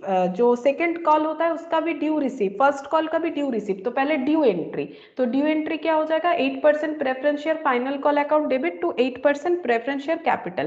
कितना पैसा मंगाना पड़ेगा, 30 रुपीज, कितने 15 शेयर लाख, पे, हाँ 50,000, 50,000, हाँ इंटू 30, 50,000 प्रेफरेंस शेयर होल्डर है, सभी से 30 रुपीज करके हमें कॉल करवाना है, तो कितना हो जाएगा 15 लाख, इतना हमें कॉल करना पड़ेगा, ठीक है। अब पैसा मिल गया है, ऐसे बताया गया है कि सभी ने पैसा दे दिया है, ठीक है। तो क्या हो जाएगा, पैसा मिलने से क्या एंट्री होगा, बैंक अकाउंट डेबिट टू, कौन सा पैसा मिला, कॉल का, तो ये जो कॉल ड्यू किया था इसको क्लोज करो, to 8% preference share final call, ठीक है। तो कितना हो जाएगा 15 लाख। ये पैसा मिल गया। तो ये एक बार ड्यू एंट्री फिर रिसीव एंट्री, तो देखो ये और ये कैंसिल हो जाता है, मतलब तुम लोग को काटना नहीं, हम समझा रहे हैं। तो क्या हुआ, हमें पैसा मिला, बैंक अकाउंट डेबिट, ठीक है। हम लोग बिजनेस में पैसा डालते हैं, कैपिटल इंट्रोड्यूस करते हैं, तो क्या एंट्री करते हैं, कैश टू कैपिटल, तो उसके जगह बैंक टू कैपिटल, ठीक है। ये अगर हटा देते हैं टू कैपिटल, लेकिन ये कौन सा कैपिटल है, ये शेयर कैपिटल है, इसीलिए नाम है 8% प्रेफरेंस शेयर कैपिटल। कौन सा शेयर है, प्रेफरेंस शेयर। कैसा है, 8% डिविडेंड वाला। तो यही हो गया एंट्री, लेकिन ये दो पार्ट में हुआ, पहले ड्यू किया फिर रिसीव किया, क्योंकि ऐसा ही होता है जब एप्लीकेशन का पैसा मिलता है कंपनी को, तब उसका कोई ड्यू नहीं होता है, ठीक है। एप्लीकेशन भरना है तो फॉर्म खरीदो, फिलअप करो और दे दो, ठीक है। मतलब जब तुम लोग अगर शेयर खरीदते हो तो देखना, जब आईपीओ वगैरह इशू होता है तो वैसे होता है, ठीक है। एप्लीकेशन पहले कुछ पैसा भरना पड़ता है, ठीक है। तो ये होता है एप्लीकेशन का पैसा, इस तरह से होता है। बाकी सब पैसा जब कंपनी मांगती है तो वो ड्यू फॉर्मेट में मांगती है, एक टाइम दे देती है, इतने दिन के अंदर आपको पे करना है, तो वो ड्यू फॉर्मेट में होता है, ठीक है। तो ड्यू एंड रिसीव, तो ये हो गया, जो बचा हुआ पैसा था वो मिल गया, तो fully paid up preference share बन गया। अब हम लोग इसको रिडीम कर सकते हैं, ठीक है। तो रिडीम करने के लिए हम लोगों ने पहले रिडेम्पशन का ड्यू एंट्री कर लेते हैं। तो रिडेम्पशन का एंट्री इस तरह से हो जाएगा, यहाँ पर हम लोग लिखेंगे 8% preference share capital account debit, ठीक है। फिर premium on redemption, premium on redemption debit to preference share holder. तो बोलो कैपिटल का कितना पैसा मिलेगा, 35 लाख, यहाँ पर 70 रुपीज करके, और यहाँ पर फुल्ली पेड अप करने के बाद कितना, 15 लाख, मतलब 50,000। ये इतने प्रेफरेंस शेयर होल्डर है, और सबसे कितना मिलना चाहिए, 100। इतना इतना कैपिटल रिटर्न करना पड़ेगा ना, तो कितना लिखेंगे, 50 लाख। तो गलती से भी यहाँ पर 35 लाख नहीं लिख देना, ये तो आधा अधूरा है। तो 35 प्लस 15 या फिर 50,000 इंटू 100, एक ही बात है। 35 लाख पहले ले रखा था रिटर्न करना, अभी 15 लाख लिया, तो टोटल मिला के कितना हो जाता है, 35 और 15 मिलाओगे तो भी हमारा 50 लाख ही बनेगा, ठीक है। अब रिडेम्पशन में प्रीमियम भरना है 5%, तो 5% एक्स्ट्रा पे करेंगे, तो 50 लाख का या फिर 50,000 का कितना, 5 रुपीज, क्योंकि 5% प्रीमियम मतलब 100 रुपए पे 5 रुपए एक्स्ट्रा देना है, तो कितना हो जाएगा, 2 लाख, 2,50,000। तो टोटल कितना हो जाएगा, 52,50,000। इतना पैसा हमें पे करना पड़ेगा। अब हम लोग पैसा कैसे जुगाड़ कर रहे हैं, यहाँ पर बोला है कि कंपनी ने 50,000 शेयर इशू किया है। कौन सा शेयर, इक्विटी शेयर, और उसमें 110 रुपीज वाला किया है। लेकिन एप्लीकेशन और अलॉटमेंट का पैसा ही हम लोग एंट्री कर पाएंगे, क्योंकि जो बाकी पैसा है ना 55 जो बैलेंस देखा था, वो तो 1 जनवरी 2003 को मिलेगा। और अभी हम लोग जो यहाँ पर एंट्रीज वगैरह कर रहे हैं, ये तो 31 मार्च 2002 का कर रहे हैं। तो 1 जनवरी का तो यहाँ पर 2003 का तब करेंगे ना जब पैसा रिसीव होगा नेक्स्ट ईयर। तो इस साल के एंट्री में कौन कौन सा आएगा वो देखो। तो सबसे पहले हम लोग शेयर इशू किए हैं, तो देखो इक्विटी शेयर में हम लोगों को एप्लीकेशन का पैसा मिला कितना, 50। तो एप्लीकेशन का पैसे का एंट्री क्या होगा, इस तरह से। इसका ड्यू एंट्री नहीं होता है, बैंक अकाउंट डेबिट टू क्या हो जाएगा, to equity share application, capital application, sorry application, पहले एप्लीकेशन लिख देते हैं। कितना कितना इक्विटी शेयर इशू कर रहे हैं, 50,000। एप्लीकेशन में कितना मिलेगा, 20। तो 50,000 इंटू 20 कितना होगा,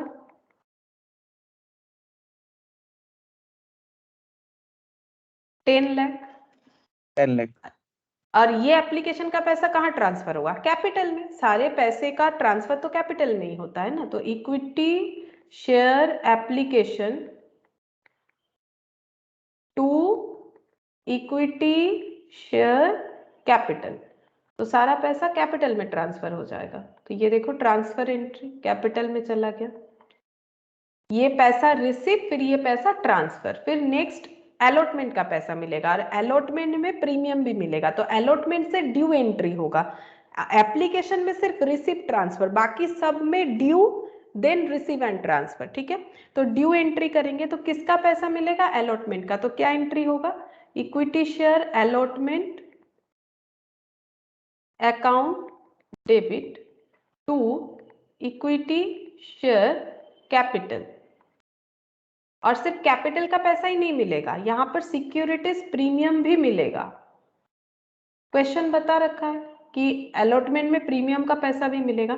तो प्रीमियम कितना करके है? 10 रुपया। 100 रुपये का शेयर अगर 10 में जा रहा है तो प्रीमियम का पैसा 10 है। इक्विटी शेयर कितना इशू हो रहा है? 50,000।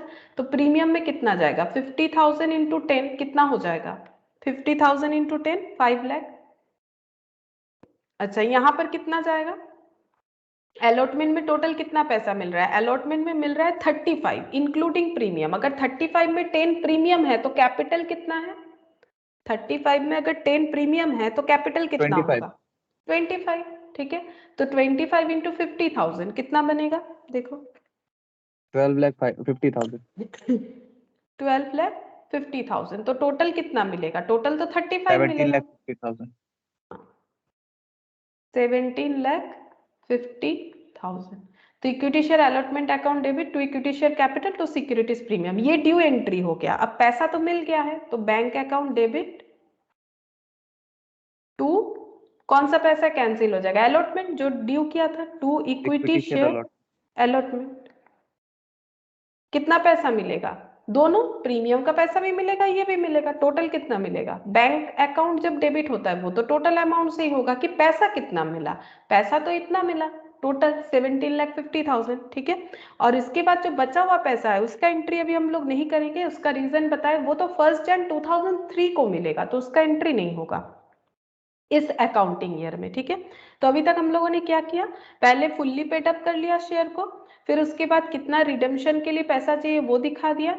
अब हम लोगों ने शेयर इशू कर दिया, इक्विटी शेयर, और उसका पैसा हमें इस तरह से मिल चुका है। ठीक है, अब हम लोगों को देखना है कि कितने का हमें सीआरआर क्रिएट करना पड़ेगा। ठीक है, तो सीआरआर कितने का क्रिएट करना पड़ेगा वो चेक करते हैं। यहाँ पर वर्किंग नोट बना लेते हैं। फ्रेश इशू नहीं, सॉरी, फ्रेश इशू नहीं, क्या लैंग्वेज क्या लिखना है हम लोगों को? ये वाला, face value shares to be redeemed. हाँ ठीक ही लिखा था मैंने, face value of shares to be redeemed. Face value of shares to be redeemed. तो कितना है फेस वैल्यू जो शेयर रिडीम होगा? यहाँ पर ड्यू कर रखा है 50 लाख, है ना। फेस वैल्यू कितना है? 50 लाख। अच्छा, पहले हम लोगों ने इक्विटी शेयर इशू कर दिया तो बाकी का सीआरआर बनेगा। अगर पहले हम लोगों ने सीआरआर यूज कर लिया तो बाकी का इक्विटी बनेगा। जैसे क्वेश्चन बोलेगा तो इक्विटी शेयर जो है वो हम लोगों ने इशू कर दिया है, तो यहाँ पर लिखेंगे face value of equity share issue. तो इक्विटी शेयर इशू करके हमें फेस वैल्यू में कितना मिला? ये देखो, एप्लीकेशन से मिला 10 लाख और अलॉटमेंट से मिला 17,50,000, लेकिन इसमें तो प्रीमियम इंक्लूडेड है। तो कैपिटल के टूवर्ड्स कितना मिला? तो कैपिटल के टूवर्ड्स ये मिला, ये वाला, है ना, और ये वाला, ये देखो 25 कैपिटल, lakh 20 ये दोनों मिला के, हाँ 22 2,50,000 हाँ 22,50,000। कैपिटल के टुवर्ड्स कितना मिला? तो ये देखो, कैपिटल के टुवर्ड्स मिला 10 लाख एप्लीकेशन में, और अलॉटमेंट में 12,50,000। तो पूरा नहीं लेना है क्योंकि फेस वैल्यू लेना होता है, प्रीमियम वैल्यू नहीं। तो यहाँ पर हो गया 22,50,000। तो इतना तो हम लोगों ने इक्विटी शेयर के थ्रू से जुगाड़ कर लिया। तो बाकी जो है उसका सीआरआर बनाना पड़ेगा, मतलब प्रॉफिट को यूज करना पड़ेगा। तो कितना बच रहा है? 27,50,000 27,50,000। ठीक है, तो 27,50,000 हो जाएगा। यहाँ पर सीआरआर बनेगा। तो सीआरआर के लिए हम लोग क्या यूज कर सकते हैं? यहाँ पर देखो क्या है इन लोगों के पास, जनरल रिजर्व ही एनफ है ना, 50 लाख। तो जनरल रिजर्व यूज कर लेते हैं। General reserve to CRR 27,50,000। General reserve 27,50,000 हो गया। बस अब पे कर देना है equity share preference share holder को। तो preference share holder to bank कितना पैसा होगा जो ड्यू हुआ था? कितना ड्यू हुआ था? 52,50,000। 52,50,000। ठीक है। तो ये देखो ये पूरा एंट्री हो गया। अब जो बैलेंस शीट है वो तुम लोग को होमवर्क देंगे, तुम लोग को करना है, और इसमें ये पीडीएफ भी शेयर कर देंगे। और 10th नंबर क्वेश्चन जो दिया हुआ है यहाँ पर ये दिया हुआ है सेम वही जो अभी क्वेश्चन किए थे वही वाला दिया हुआ है। इसमें चेंजेस इतना है कि 2000 नंबर ऑफ शेयर्स होल्डर उन्होंने अपना जो कॉल मनी कंपनी ने किया था ना प्रेफरेंस शेयर के लिए वो इन्होंने नहीं दिया। ठीक है, ये जो 8% ये जो 30 रुपीज करके हम लोगों ने मंगवाया था उसका 2000 शेयर होल्डर ने वो फेल कर दिया, वो नहीं दिया। तो क्या होगा उसका हमें सोल्यूशन करने के लिए बोला गया। बाकी पूरा क्वेश्चन सेम है। तो ये 9 और 10 हम तुम लोगों को होमवर्क देते हैं और ये पीडीएफ शेयर कर देंगे। और ऊपर जो भी क्वेश्चन है ना ये हम करवा देंगे। ठीक है, और अगर तुम लोग चाहो तो ट्राई करके मैम देख सकते हो नए मेथड से। हाँ बोलो। मैम लास्ट का थोड़ा देखिए, मेरा नेटवर्क चला गया था। अच्छा ठीक है, दिखाते वो जो वर्किंग नोट था ना, ये वाला। हाँ मैम, इसके बाद कुछ करवाए थे क्या ये वाला? इसके बाद ये वाला entry preference share holder to bank. ठीक है, जिन लोग का क्लास है अगर वो लोग जाना चाहते हो तो जाओ, कोई प्रॉब्लम नहीं है। मुझे और कुछ नहीं करवाना है, यही करवाना है। 52,50,000 है। हाँ 52,50,000 है। राक्षी मैम, अच्छा ठीक हो है। गया मैम। अच्छा bye ma'am. Bye bye ma'am. Bye bye ma'am. Bye.